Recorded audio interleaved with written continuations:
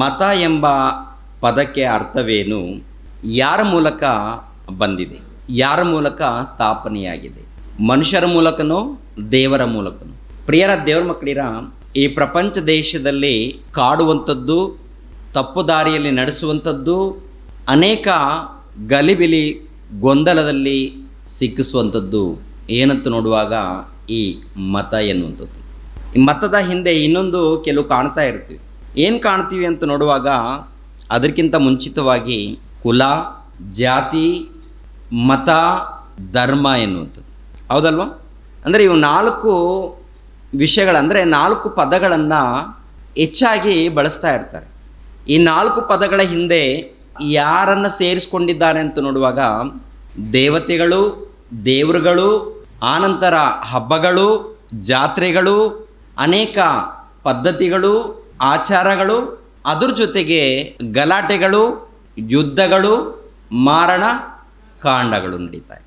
ಯಾವ ಹೆಸರು ಮೇಲೆ ನಡೀತಾ ಇದೆ, ಯಾವುದ್ರ ಮೂಲಕ ನಡೀತಾ ಇದೆ, ಯಾತಕ್ಕಾಗಿ ನಡೀತಾ ಇದೆ, ಏನು ಅಂತ ನೋಡುವಾಗ ಕುಲ, ಜಾತಿ, ಮತ, ಧರ್ಮ, ಅದರ ಹಿಂದೆ ದೇವತೆಗಳು, ದೇವರುಗಳು, ಹಬ್ಬಗಳು, ಜಾತ್ರೆಗಳು, ಅನೇಕ ಪದ್ಧತಿಗಳು, ಅನೇಕ ಆಚಾರಗಳು, ಅದ್ರ ಜೊತೆಗೆ ನಿಷ್ಠತೆ ಅಂತ ಹೇಳಿಕೊಂಡು ಜೊತೆಗೆ ಏನಿರುತ್ತೆ ಅಂತ ನೋಡುವಾಗ ಗಲಾಟೆಗಳು, ಯುದ್ಧಗಳು, ಮಾರಣಕಾಂಡಗಳು ನಡೀತಾ ಇರುತ್ತೆ. ಇದರ ಹಿಂದೆ ನೋಡುವಂಥದ್ದು ಇಷ್ಟೇ. ಪ್ರಿಯರಾದ ದೇವರ ಮಕ್ಕಳಿರ, ಈ ಕುಲ ಎನ್ನುವಂಥದ್ದು, ಜಾತಿ ಎನ್ನುವಂಥದ್ದು, ಮತ ಎನ್ನುವಂಥದ್ದು, ಧರ್ಮ ಎನ್ನುವಂಥದ್ದು ಹೇಗೆ ಬಂತು, ಯಾರ ಮೂಲಕ ಬಂದು, ಇವೆಲ್ಲ ಕೂಡ ನಾವು ಯೋಚನೆ ಮಾಡಬೇಕಾಗಿದೆ. ಈ ದಿನ ದೇವರ ಸಭೆಗೆ ಬಂದಾಗ ಎಲ್ಲರಿಗೂ ಗೊತ್ತಿರುವಂಥ ವಿಷಯ, ದೇವರು ಪ್ರೀತಿ ಸ್ವರೂಪನು, ದೇವರು ಕರುಣಾಸಾಗರನು, ದೇವರು ಕಾಪಾಡುವಾತನು, ದೇವರು ಆಶೀರ್ವಾದ ಕೊಡ್ತಾರೆ, ಸ್ವಸ್ಥತೆ ಮಾಡ್ತಾರೆ. ಇವೆಲ್ಲ ಕೇಳಿರುವಂಥ ವಿಷಯಗಳ ಮತ್ತೆ ಹೊಸದಾಗಿ ಏನಾದರೂ ಇದೆಯಾ? ಸಭೆಯಲ್ಲಿ ಪ್ರತಿನಿತ್ಯ ಕೇಳ್ತಾ ಇರ್ತೀವ ಇಲ್ವಾ? 2 ದಿನ ಬೈಬಲ್ ಸೆಮಿನಾರ್ ಅಂದಾಗ ಮತ್ತೆ ನಾವು ಕೂಡ ಅದನ್ನೇ ಮಾತಾಡಿದ್ರೆ ಏನಾದರೂ ಅರ್ಥ ಇದೆಯಾ? 2 ದಿನ ಬೈಬಲ್ ಸೆಮಿನಾರ್ ಅಂತ ಏರ್ಪಾಟ್ ಮಾಡಿದ್ದೀವಿ.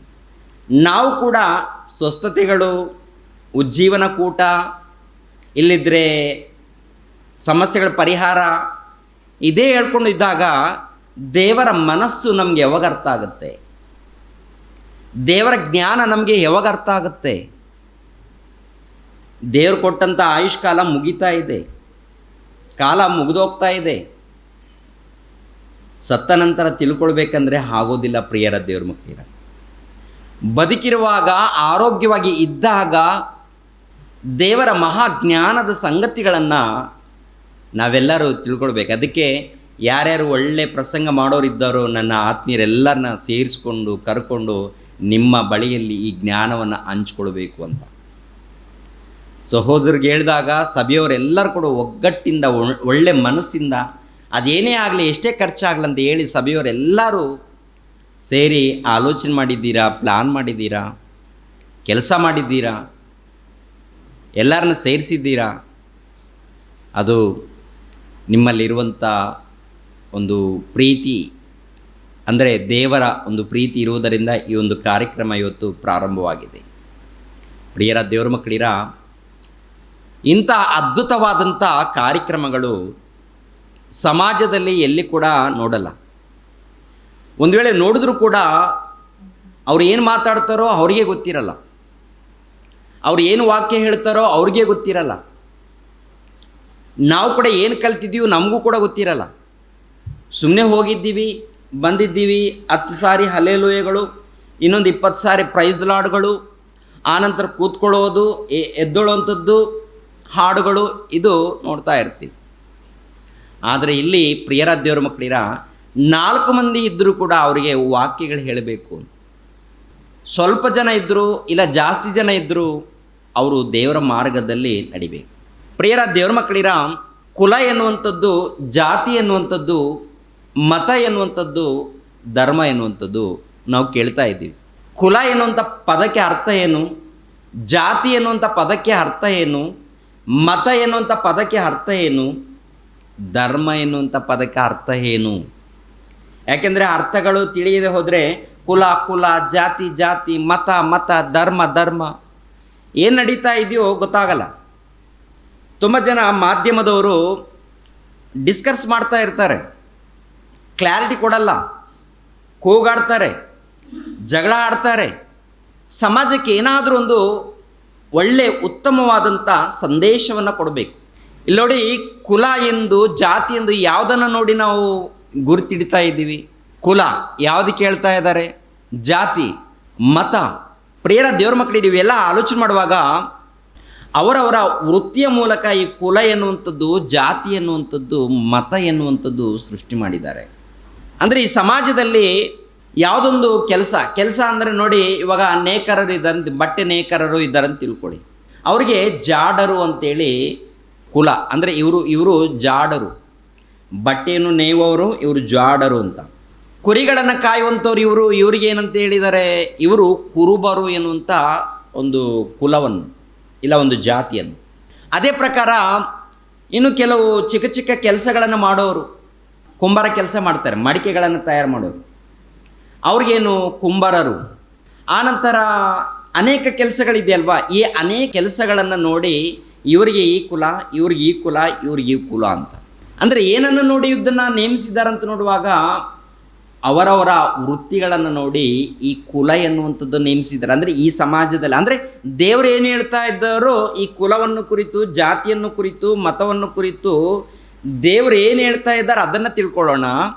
ಈ ಸಮಾಜದಲ್ಲಿ ಯಾವುದನ್ನು ಪರಿಚಯ ಮಾಡಿದ್ದಾರೆ ಎನ್ನುವಂಥದ್ದು ಕೂಡ ಸ್ವಲ್ಪ ಆಲೋಚನೆ ಮಾಡೋಣ. ಈ ಸಮಾಜದಲ್ಲಿ ಏನು ಪರಿಚಯ ಮಾಡಿದ್ದಾರೆ ಅಂತ ನೋಡುವಾಗ ಇವರು ಚಿಕ್ಕ ಕುಲದವರು, ಅಂದರೆ ಅವರು ಬಡವರು, ಚಿಕ್ಕ ಕುಲದವರು. ಎರಡನೇದಾಗಿ ಚಿಕ್ಕ ಚಿಕ್ಕ ಕೆಲಸ ಮಾಡಿಕೊಂಡು ಇರುವುದರಿಂದ ಇವ್ರದ್ದು ಈ ಕುಲ, ಇವ್ರದ್ದು ಈ ಕುಲ, ಇವ್ರದ್ದು ಈ ಕುಲ ಅಂತ ಹೇಳಿ ಅವರನ್ನು ಒಂದು ರೀತಿಯಲ್ಲಿ ನೋಡುವಂಥದ್ದು, ಇವರನ್ನು ಒಂದು ರೀತಿಯಲ್ಲಿ ನೋಡುವಂಥದ್ದು, ಇವರನ್ನು ಮತ್ತೊಂದು ರೀತಿಯಲ್ಲಿ ನೋಡುವಂಥದ್ದು ಇದೆ. ಎರಡನೇದಾಗಿ ಜಾತಿ ಅನ್ನುವಂಥದ್ದು ಇದೆ ನೋಡಿ ಪ್ರಿಯರ ದೇವ್ರ ಮಕ್ಕಳು. ಜಾತಿ ಎನ್ನುವಂಥದ್ದು ಇದೆಯಲ್ಲ, ಈ ಜಾತಿ ಕುಲ ಎನ್ನುವಂಥ ಹತ್ತಿರ ಸಂಬಂಧ.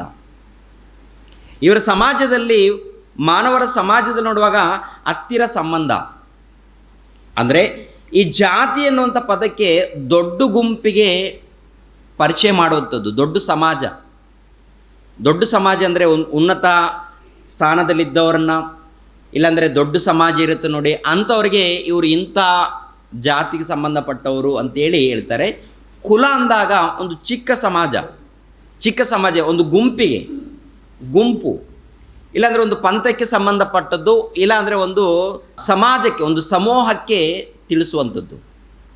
ಈ ಸಮಾಜದಲ್ಲಿ ನಾವು ನೋಡ್ತಾ ಇರ್ತೀವಿ. ಅದರಲ್ಲಿ ಕೀಳು ಏರುಪೇರಾಗಿ ನೋಡುವಂಥದ್ದು ಕೂಡ ಇದೆಯಾ ಅಂತ ನೋಡುವಾಗ ಒಂದು ರೀತಿಯಲ್ಲಿ ನಾನೇನು ದೊಡ್ಡ ಕುಲದವನು, ಇಲ್ಲ ನಾನು ದೊಡ್ಡ ಜಾತಿ, ಇವರು ಚಿಕ್ಕ ಜಾತಿ ಅಂತೇಳಿ ಮನುಷ್ಯರ ಮಧ್ಯದಲ್ಲಿ ಒಂದು ಏರುಪೇರು ನೋಡುವಂಥದ್ದು ನಾವು ನೋಡ್ತಾ ಇರ್ತೀವಿ. ಮನುಷ್ಯರ ಮಧ್ಯದಲ್ಲಿ ಯಾವ ರೀತಿ ನೋಡ್ತಾ ಇರ್ತೀವಿ ಅಂತ ನೋಡುವಾಗ ಪ್ರಿಯರಾದ ದೇವ್ರ ಮಕ್ಕಳಿರ ಸ್ವಲ್ಪ ಹೆಚ್ಚು ಕಡಿಮೆ ಇವೆಲ್ಲ ಕೂಡ ಈ ಸಮಾಜದಲ್ಲಿ ನಾವು ನೋಡುವಂಥದ್ದು ಕಾಣ್ತಾ ಇದ್ದೀವಿ, ಹೌದಲ್ವ? ಆದರೆ ಈ ಕುಲ ಎನ್ನುವಂಥದ್ದು, ಜಾತಿ ಎನ್ನುವಂಥದ್ದು, ಮತ ಎನ್ನುವಂಥದ್ದು ಚೆನ್ನಾಗಿ ಆಲೋಚನೆ ಮಾಡುವಾಗ ಬೈಬಲ್ ಗ್ರಂಥದಲ್ಲಿ ಕೂಡ ಬರೆಯಲ್ಪಟ್ಟಿದೆ. ಅರ್ಥ ಮಾಡ್ಕೊಳ್ಳೋಣ. ಈ ಕುಲ ಎನ್ನುವಂಥದ್ದು ಯಾವ ರೀತಿ ಬಂತು, ಮತ ಎನ್ನುವಂಥದ್ದು, ಇಲ್ಲ ಜಾತಿ ಎನ್ನುವಂಥದ್ದು ಯಾವ ರೀತಿ ಬಂತು, ಮತ ಎನ್ನುವಂಥದ್ದು ಯಾವ ರೀತಿ ಬಂತು, ಅದೇ ಪ್ರಕಾರ ಧರ್ಮ ಎನ್ನುವಂಥದ್ದು ಕೂಡ ಇದು ಯಾರ ಮೂಲಕ ಬಂತು ಎನ್ನುವಂಥದ್ದು ಯೋಚನೆ ಮಾಡೋಣ.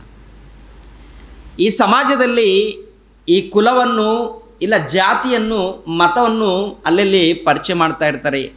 ಟೋಟಲ್ ಈ ಸಮಾಜದಲ್ಲಿ ಹೀಗೇ ಇದೆ. ಮೊದಲನೇದಾಗಿ ಕೇಳುವಂಥವ್ರು ಏನಪ್ಪ, ಹೆಸರು ಕೇಳ್ತಾರೆ. ಹೆಸರು ಕೇಳಿದ ನಂತರ ನಿಂದು ಯಾವ ಜಾತಿ, ಹೆಸರು ಕೇಳ್ತಾರ? ಹೆಸರು ಕೇಳಿದ ಮೇಲೆ ನಿಂದು ಯಾವ ಜಾತಿ, ಇಲ್ಲ ಯಾವ ಕುಲ ಅಂತ ಕೇಳ್ತಾರೆ. ಕೆಲವರು ಉನ್ನತವಾಗಿದ್ದಾಗ ಬೇಗ ಹೇಳ್ಬಿಡ್ತಾರೆ. ಒಂದು ವೇಳೆ ದಲಿತರ ಬಳಿಯಲ್ಲಿ, ಇಲ್ಲಾಂದರೆ ಇನ್ನೂ ಚಿಕ್ಕ ಕುಲ ಅಂತ ಇರ್ತಾರೆ ನೋಡಿ, ಅವರು ಒಂದು ರೀತಿಯಲ್ಲಿ ನಾಚಿಕೆ ಪಡ್ಕೊಳ್ತಾರೆ, ಇನ್ನೊಂದು ರೀತಿಯಲ್ಲಿ ಹೇಳ ಬೇಡ ಅಂತೇಳಿ ಇನ್ನೊಂದು ರೀತಿಯಲ್ಲಿ ಮಾತಾಡ್ಕೊಳ್ತಾ ಇರ್ತಾರೆ.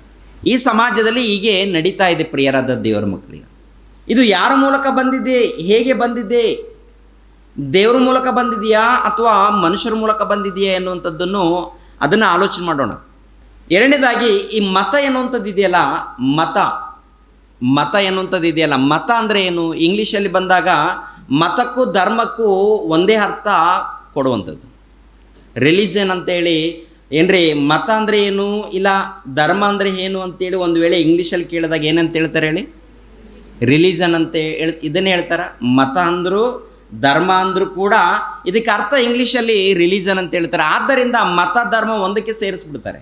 ಇಂಗ್ಲೀಷಲ್ಲಿ ಬಂದು ರಿಲಿಜನ್ ಅಂತ ಹೇಳಿರುವುದರಿಂದ ಮತಕ್ಕೂ ಧರ್ಮಕ್ಕೂ ಒಂದಕ್ಕೆ ಸೇರಿಸ್ತಾರೆ. ಅಲ್ಲ, ಮತ ಬೇರೆ, ಧರ್ಮ ಬೇರೆ. ಅದಕ್ಕೆ ಒಂದು ಪ್ರಾಮುಖ್ಯವಾದಂಥ ಅಂಶವನ್ನು ಏರ್ಪಾಟ್ ಮಾಡಿದ್ದೀವಿ ಪ್ರಿಯರ ದೇವ್ರ ಮಕ್ಕಳಿರ.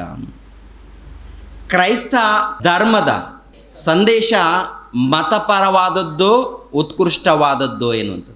ಇವಾಗ ಬೆಳಗ್ಗೆಯಿಂದ ಹೇಳ್ತಾ ಇದ್ದಾರಲ್ಲ, ಮತಕ್ಕೆ ಸಂಬಂಧಪಟ್ಟದ್ದು ಹೇಳ್ತಾ ಇದ್ದಾರಾ ಅಥವಾ ಉತ್ಕೃಷ್ಟವಾದದ್ದು? ಉತ್ಕೃಷ್ಟವಾದದ್ದು ಅಂದರೆ ಸರ್ವೋತ್ತಮವಾದದ್ದು ಅಂತ.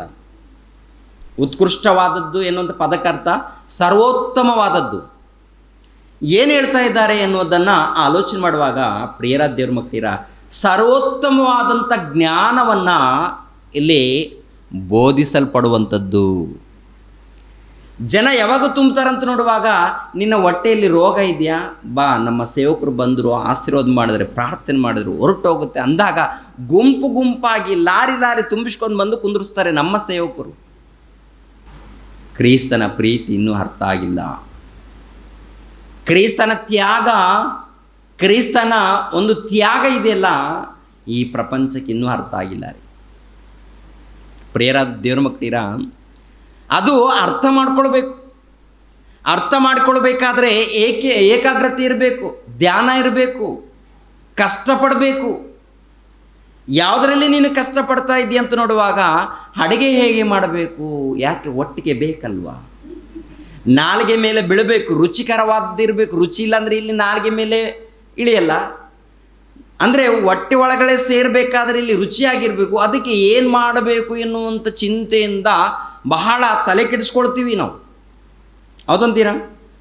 ಈ ಮೈಗೆ ಏನು ಒದಿಸ್ಬೇಕು, ಈ ಮೈಗೆ ಏನು ಒದಿಸ್ಬೇಕು, ಈ ನಾಲಿಗೆ ಮೇಲೆ ಏನು ಹಾಕಬೇಕು, ಇದ್ರ ಬಗ್ಗೆ ತವಕ ಇದೆ. ನಿನ್ನ ಬಗ್ಗೆ ಏನಾದರೂ ತವಕ ಇದೆಯಾ? ಅಂದರೆ ನಿನ್ನ ಬಗ್ಗೆ ಯೋಚನೆ ಮಾಡ್ತಾ ಇದ್ದೀಯಾ ಅಥವಾ ನಿನ್ನ ದೇಹದ ಬಗ್ಗೆ ಯೋಚನೆ ಮಾಡ್ತಾ ಇದ್ದೀಯಾ ಅಂತ ನೋಡುವಾಗ, ನಿನ್ನ ಬಗ್ಗೆ ಏನಿಲ್ಲ, ನಿನ್ನ ಬಗ್ಗೆ ಇಲ್ಲ. ನಿನ್ನನ್ನು ಮೋಸ ಮಾಡುವಂಥವ್ರ ಬಗ್ಗೆ ನೀನು ಯೋಚನೆ ಮಾಡ್ತಾ ಇದ್ದೀಯ. ಅಂದರೆ ನಿನ್ನ ದೇಹ ಇದೆಯಲ್ಲ, ನಿನ್ನ ದೇಹ ನಿನ್ನನ್ನು ಮಧ್ಯ ಸಮುದ್ರದಲ್ಲಿ ಬಿಟ್ಟು ಹೋಗುತ್ತೆ. ನಿನ್ನ ದೇಹ, ಹೌದಾ? ಅದನ್ನು ನಂಬಿಕೊಂಡು ನೀನು ಕುಳಿತುಕೊಂಡಿದ್ದೀಯ. ಅದನ್ನು ನಂಬಿಕೊಂಡು ನಾವು ಕುಳಿತುಕೊಂಡಿದ್ದೀವಿ. ಈ ಆತ್ಮಕ್ಕೆ ಏನು ಕೊಡಬೇಕು, ಈ ಆತ್ಮಕ್ಕೆ ಏನು ಊಟ ಕೊಡಬೇಕು ಅನ್ನೋಂಥದ್ದು ನಾವು ಮರೆತು, ಆತ್ಮ ಅಂದ್ರೇ ನೀವು. ಪ್ರಿಯರಾದ ದೇವರ ಮಕ್ಕಳಿರ, ಆಲೋಚನೆ ಮಾಡಿ. ಕುಲ ಎನ್ನುವಂಥದ್ದು, ಜಾತಿ ಎನ್ನುವಂಥದ್ದು, ಮತ ಎನ್ನುವಂಥದ್ದು ಆಲೋಚನೆ ಮಾಡಿದಾಗ ಮಹಾಜ್ಞಾನ ಗೊತ್ತಾಗುತ್ತೆ. ಇದು ಯಾರ ಮೂಲಕ ಬಂದಿದೆ?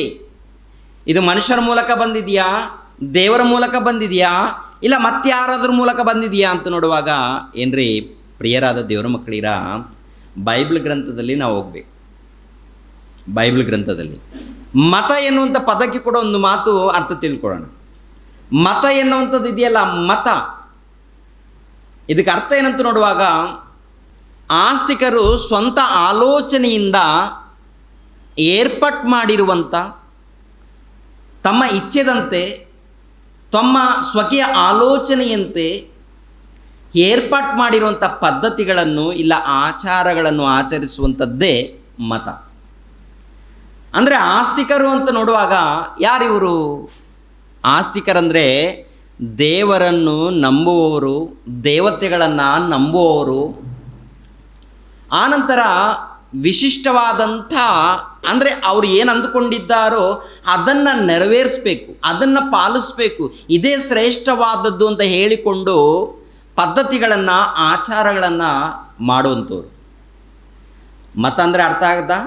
ಮತ ಅಂದರೆ ಆಸ್ತಿಕರಂದರೆ ದೇವತೆಗಳನ್ನು, ದೇವರನ್ನು ನಂಬೋರು. ದೇವತೆಗಳಿದ್ದಾರೆ, ದೇವರು ಇದ್ದಾರೆ, ಅದರ ಜೊತೆಗೆ ನಾವು ಅನೇಕ ಆಚಾರಗಳನ್ನು ಮಾಡೋಣ, ಅನೇಕ ಪದ್ಧತಿಗಳನ್ನು ಮಾಡೋಣ, ಅದಕ್ಕೆ ವಸ್ತ್ರಕ್ಕೆ ಸಂಬಂಧಪಟ್ಟಂಥದ್ದು, ಇಲ್ಲ ಆಹಾರ ಪದಾರ್ಥಗಳಾಗಿರ್ಬೋದು, ಇಲ್ಲಾಂದರೆ ಈ ಪೂಜೆಗೆ ಸಂಬಂಧಪಟ್ಟಂಥ ಕಾರ್ಯಕ್ರಮಗಳಾಗಿರ್ಬೋದು, ಇಲ್ಲಾಂದರೆ ಹಬ್ಬಗಳಾಗಿರ್ಬೋದು, ಜಾತ್ರೆಗಳಾಗಿರ್ಬೋದು, ಇವೆಲ್ಲವೂ ಕೂಡ ಸ್ವಂತ ಆಲೋಚನೆಯಿಂದ ಏರ್ಪಾಟ್ ಮಾಡಿಕೊಂಡಿರುವಂಥ ಆಚಾರಗಳನ್ನು ಏನ್ರಿ ನೆರವೇರಿಸುವಂಥದ್ದು ಇದೆಯಲ್ಲ, ಇದರ ಹಿಂದೆ ಇರುವಂಥದ್ದೇ ಮತ. ಧರ್ಮ ಎನ್ನುವಂಥದ್ದು ನೋಡಿ, ಈ ಧರ್ಮ ಎನ್ನುವಂಥ ಪದಕ್ಕೆ ಈ ಸಮಾಜದಲ್ಲಿ ಒಂದೊಂದು ರೀತಿಯಲ್ಲಿ ನೋಡ್ತಾ ಇರ್ತೀವಿ.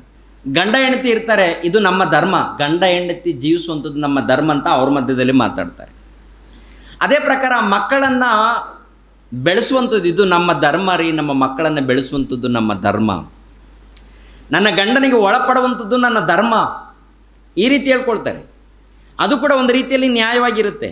ಆ ಪದಕ್ಕೆ ಅರ್ಥ, ನನ್ನ ಗಂಡನಿಗೆ ನಾನು ಒಳಪಡ್ತೀನಿ, ನನ್ನ ಹೆಂಡತಿಯನ್ನು ನಾನು ಪ್ರೀತಿಸ್ತೀನಿ, ಇದು ನನ್ನ ಧರ್ಮ. ಈ ಧರ್ಮದ ಬಗ್ಗೆ ಮಾತನಾಡುವಾಗ ಈ ರೀತಿ ಹೇಳ್ಕೊಳ್ತಾ ಇರ್ತಾರೆ. ಎರಡನೇದಾಗಿ ಯಾರಾದರೂ ದಾನ ಮಾಡ್ತಾರೆ ನೋಡಿ, ದಾನಗಳನ್ನು ಮಾಡುವಂಥದ್ದು ಇದೆಯಲ್ಲ, ಇದು ಕೂಡ ನಾನು ಧರ್ಮ ಮಾಡಿದ್ದೀನಿ ಅಂತಲೂ ಹೇಳ್ಕೊಳ್ತಾರೆ. ಅಂದರೆ ಈ ಪರ್ಯಾಯ ಪದಗಳಲ್ಲಿ ಪ್ರಿಯರ ದೇವ್ರ ಮಕ್ಕಳಿರ ಈ ಧರ್ಮ ಎನ್ನುವಂಥ ಪದವನ್ನು ಅನೇಕ ರೀತಿಯಲ್ಲಿ ಬಳಸ್ತಾರೆ. ಅದೇ ಪ್ರಕಾರ ಸರ್ಕಾರದವರು ಕೆಲಸ ಮಾಡ್ತಾ ಇರ್ತಾರೆ ನೋಡಿ, ಪ್ರಿಯರ ದೇವ್ರ ಮಕ್ಕಳಿದೆ, ಸರ್ಕಾರ ಕೆಲಸ ಮಾಡೋರು ಇರ್ತಾರೆ ನೋಡಿ, ಇದು ನನ್ನ ಧರ್ಮ, ಸರ್ಕಾರದ ಕೆಲಸ ನನಗೆ ಕೊಡಲ್ಪಟ್ಟಿದೆ, ಇದು ನನ್ನ ಧರ್ಮ, ನಾನು ಕೆಲಸವನ್ನು ಮಾಡುತ್ತೇನೆ. ಅಂದರೆ ಅದರ ಹಿಂದೆ ಏನು ಗೊತ್ತಾಗುತ್ತೆ ಅಂದರೆ, ಅವ್ರಿಗೆ ಏನು ಕೆಲಸ ಕೊಡಲ್ಪಟ್ಟಿದೆಯೋ ಅವರ ಕರ್ತವ್ಯವನ್ನು ನೆರವೇರಿಸೋದಕ್ಕೆ ಇದು ನನ್ನ ಧರ್ಮ ಅಂತ ಅವ್ರು ಹೇಳ್ಕೊಳ್ತಾರೆ.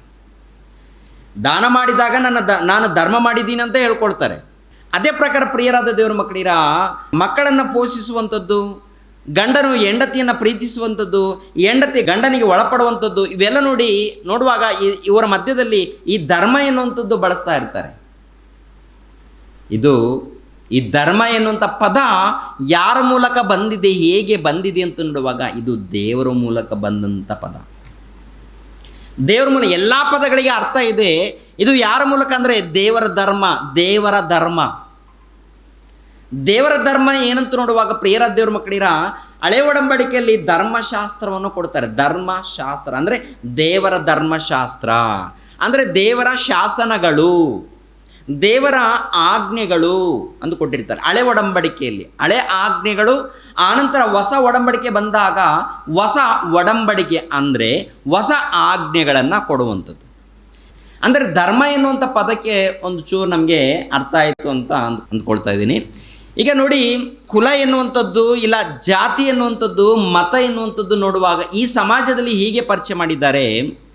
ದೇವರು ಕುಲವನ್ನು ಕುರಿತು, ಜಾತಿಯನ್ನು ಕುರಿತು, ಮತವನ್ನು ಕುರಿತು ಏನು ಪರಿಚಯ ಮಾಡಿದ್ದಾನೆ ಅಂತ ನೋಡುವಾಗ, ಒಂದು ಸಾರಿ ಅಪೋಸ್ತಲರ ಕೃತ್ಯಗಳು 17ನೇ ಅಧ್ಯಾಯ, 17ನೇ ಅಧ್ಯಾಯ 26ನೇ ವಚನವನ್ನು ನೋಡಿ. ಅಪೋಸ್ತಲರ ಕೃತ್ಯಗಳು 17ನೇ ಅಧ್ಯಾಯ 26ನೇ ವಚನವನ್ನು ಗಮನಿಸಿರ್ತೀರಿ. ಆತನು ಒಬ್ಬನಿಂದಲೇ ಎಲ್ಲ ಜನಾಂಗದವರನ್ನು ಹುಟ್ಟಿಸಿ ಅವರವರು ಇರತಕ್ಕ ಕಾಲಗಳನ್ನು ಅವರವರ ನಿವಾಸಗಳ ಮೇರೆಗಳನ್ನು ನಿಷ್ಕರಿಸಿ ಭೂಮಂಡಲದಲ್ಲೆಲ್ಲ ವಾಸ ಮಾಡಿ ಒಂದು ವೇಳೆ ಅವರು ತಡವಾಡಿ ಕಂಡುಕೊಂಡರೇನು ಎಂದು ತನ್ನನ್ನು ಹುಡುಕುವರನ್ನಾಗಿ ಮಾಡಿದನು. ಇಲ್ಲಿ ನೋಡಿ, ಒಬ್ಬನಿಂದಲೇ, ಯಾರು? ದೇವರ ತಂದೆಯಾದ ದೇವರು, ಆತನು ಒಬ್ಬನಿಂದಲೇ ಎಲ್ಲ ಜನಾಂಗದವರನ್ನು ಉಂಟು ಮಾಡಿದ್ದಾನಂತೆ. ಭೂಮಿಯ ಮೇಲೆ ಎಷ್ಟು ಮಂದಿ ಜನಾಂಗದವರಿದ್ದಾರೋ ಎಲ್ಲ ಜನಾಂಗದವರನ್ನು ದೇವರು ಏನು ಮಾಡಿದ್ದಾರಂತೆ? ಉಂಟು ಮಾಡಿದ್ದಾನೆ ಅಂತ ಹೇಳ್ತಾರೆ. ಒಬ್ಬನಿಂದನೇ ಉಂಟು ಮಾಡಿದ್ದಾನೆ, ಒಬ್ಬನಿಂದಲೇ. ಆ ಒಬ್ಬನು ಯಾರಂತ ನೋಡುವಾಗ ಆದಾಮನು. ಜನಾಂಗ ಅಂದಾಗ ಪ್ರಿಯರಾದ ದೇವರ ಮಕ್ಕಳಿರ ನೋಡಿ, ಚೈನಾ ದೇಶದಲ್ಲಿ ಒಂದು ಜನಾಂಗ ದೇವರು ಉಂಟು ಮಾಡಿರುವಂಥದ್ದು ಆಲೋಚನೆ ಮಾಡುವಾಗ ಮನುಷ್ಯರ ಸಮಾಜದಲ್ಲಿ ಇವರು ಈ ಜಾತಿ, ಇವರು ಈ ಜಾತಿ, ಇವರು ಈ ಕುಲ ಅಂತೇನು ಹೇಳ್ಕೊಳ್ತಾ ಇದ್ದಾರಲ್ವ. ಕುರುಬರು, ಬ್ರಾಹ್ಮಣರು, ಇಲ್ಲಾಂದರೆ ಅಂಥ ಜನಾಂಗದವರು, ಇಂಥ ಜನಾಂಗದವರು, ಇಂಥ ಜಾತಿ ಅಂಥ ಜಾತಿ ಅಂತ ಹೇಳ್ಕೊಡ್ತಾ ಇದ್ದಾರಲ್ಲ, ಇದು ದೇವರು ಉಂಟು ಮಾಡಿಲ್ಲ. ಇದು ಯಾರ ಮೂಲಕ ಬಂದಿದೆಯೋ ಆಲೋಚನೆ ಮಾಡೋಣ, ವಾಕ್ಯದ ಮೂಲಕ. ಆದರೆ ದೇವರು ಉಂಟು ಮಾಡಿದ್ದೇನಪ್ಪ ಅಂತ ನೋಡುವಾಗ ಭೂಮಿಯ ಮೇಲೆ ಇದ್ದಂಥ ಎಲ್ಲ ಜನಾಂಗದವರು ಅಂತ ನೋಡುವಾಗ ಚೈನಾ ದೇಶದವರನ್ನು ನೋಡಿ ಅವರ ಆಕಾರ ಹೇಗಿರುತ್ತೆ, ಅದೇ ಪ್ರಕಾರ ಆಫ್ರಿಕಾದಲ್ಲಿರುವಂಥ ಪ್ರಜೆಗಳು ಹೇಗಿರ್ತಾರೆ, ಅದೇ ಪ್ರಕಾರ ಅಮೆರಿಕದಲ್ಲಿರುವಂಥ ಪ್ರಜೆಗಳು ಹೇಗಿರ್ತಾರೆ, ಅದೇ ಪ್ರಕಾರ ಭಾರತ ದೇಶದಲ್ಲಿದ್ದಂಥ ನಾವು ಹೇಗಿದ್ದೀವಿ ಅಂತ ನೋಡುವಾಗ ಭೂಲೋಕದಲ್ಲಿ ಇದ್ದಂಥ ಅನೇಕ ಜನಾಂಗಗಳನ್ನು ನೋಡುವಾಗ ಇವರು ಒಂದು ರೀತಿಯಲ್ಲಿ ಆಕಾರ ಕಾಣ್ತಾರೆ, ಅವರೊಂದು ರೀತಿಯಲ್ಲಿ ಆಕಾರ ಕಾಣ್ತಾರೆ. ಒಟ್ಟಿನಲ್ಲಿ ಆಕಾರ ನೋಡುವಾಗ ಪ್ರಿಯರಾದ ದೇವರ ಮಕ್ಕಳಿರ ವ್ಯತ್ಯಾಸ ಇರುತ್ತೆ. ಚೈನಾ ದೇಶದಲ್ಲಿರುವಂಥ ಜನರನ್ನು ನೋಡುವಾಗ ಅವರು ಒಂದು ರೀತಿಯಲ್ಲಿ ಆಕಾರದಲ್ಲಿ ಕಾಣ್ತಾರೆ. ಅಮೆರಿಕದಲ್ಲಿ ಇದ್ದಂಥ ಪ್ರಜೆಗಳನ್ನು ನೋಡುವಾಗ ಅವರು ಒಂದು ರೀತಿಯಲ್ಲಿ ಆಕಾರದಲ್ಲಿ ಕಾಣ್ತಾರೆ. ಆಫ್ರಿಕಾದಲ್ಲಿ ಇರುವಂಥ ಪ್ರಜೆಗಳನ್ನು ನೋಡುವಾಗ ಯಾವ ರೀತಿ ಕಾಣ್ತಾರೆ ಹೇಳಿ? ಎಲ್ಲರೂ ಹೆಚ್ಚಾಗಿ ಕಪ್ಪಾಗಿರ್ತಾರಾ ಅಥವಾ ಬೆಳ್ಳಗೆ ಅಮೆರಿಕದಲ್ಲಿ ಇದ್ದ ಹಾಗೆ ಇರ್ತಾರ? ಹೌದಲ್ವಾ? ಒಂದು ರೀತಿಯಲ್ಲಿ ಅಂದರೆ ಈ ಜನಾಂಗವನ್ನು ಕುರಿತು ದೇವರು ಹೇಳಿದ್ದಾರೆ. ಎಲ್ಲ ಜನಾಂಗದವರನ್ನು ದೇವರು ಒಬ್ಬನ ಮೂಲಕ ಉಂಟು ಮಾಡಿದ್ದಾರಾ ಅಂತ ನೋಡುವಾಗ ಹೌದು ಪ್ರಿಯರಾದ ದೇವ್ರ ಮಕ್ಕಳಿಲ್ಲ. ಆ ಒಬ್ಬನು ಯಾರಂತ ನೋಡುವಾಗ ಆದಾಮನು. ಆದಿಕಾಂಡ 2ನೇ ಅಧ್ಯಾಯ 7ನೇ ವಚನ ನೋಡಿ. 7ನೇ ವಚನ, ಹೀಗಿರಲು ಯೆಹೋವ ದೇವರು ನೆಲದ ಮಣ್ಣಿನಿಂದ ಮನುಷ್ಯರನ್ನು ರೂಪಿಸಿ ಅವನ ಮೂಗಿನಲ್ಲಿ ಜೀವಶ್ವಾಸವನ್ನು ಊದಿದನು, ಆಗ ಮನುಷ್ಯನು ಬದುಕುವ ಪ್ರಾಣಿಯಾದನು. ಅಂದರೆ ಮನುಷ್ಯನನ್ನು ಉಂಟು ಮಾಡಿದ. ಆನಂತರ ಸ್ತ್ರೀಯಳನ್ನು ಉಂಟು ಮಾಡಿದ್ದಾರೆ. ಸ್ತ್ರೀಯಳು ಯಾರು? ಅವಳನ್ನು ಹೇಗೆ ಉಂಟು ಮಾಡಿದ್ದಾನಂತ ನೋಡುವಾಗ ಪ್ರಿಯರ ದೇವರ ಮಕ್ಕಳಿರ ಪುರುಷನ ಮೂಲಕ ಉಂಟು ಮಾಡಿದ್ದಾನೆ. ಹೌದಲ್ವಾ? ಅದೇ 2ನೇ ಅಧ್ಯಾಯ 21ನೇ ವಚನ, ಹೀಗಿರುವಲ್ಲಿ ಯೆಹೋವ ದೇವರು ಆ ಮನುಷ್ಯನಿಗೆ ಗಾಢ ನಿದ್ರೆಯನ್ನು ಬರಮಾಡಿ ಅವನ ಪಕ್ಕೆಯ ಎಲುಬುಗಳಲ್ಲಿ ಒಂದನ್ನು ತೆಗೆದುಕೊಂಡು ಅದರ ಸ್ಥಳವನ್ನು ಮಾಂಸದಿಂದ ಮುಚ್ಚಿ ತಾನು ಮನುಷ್ಯನಿಂದ ತೆಗೆದಿದ್ದ ಎಲಬನ್ನು ಸ್ತ್ರೀಯಾಗ ಮಾಡಿ ಆಕೆಯನ್ನು ಅವನ ಬಳಿಗೆ ಕರತಂದನು.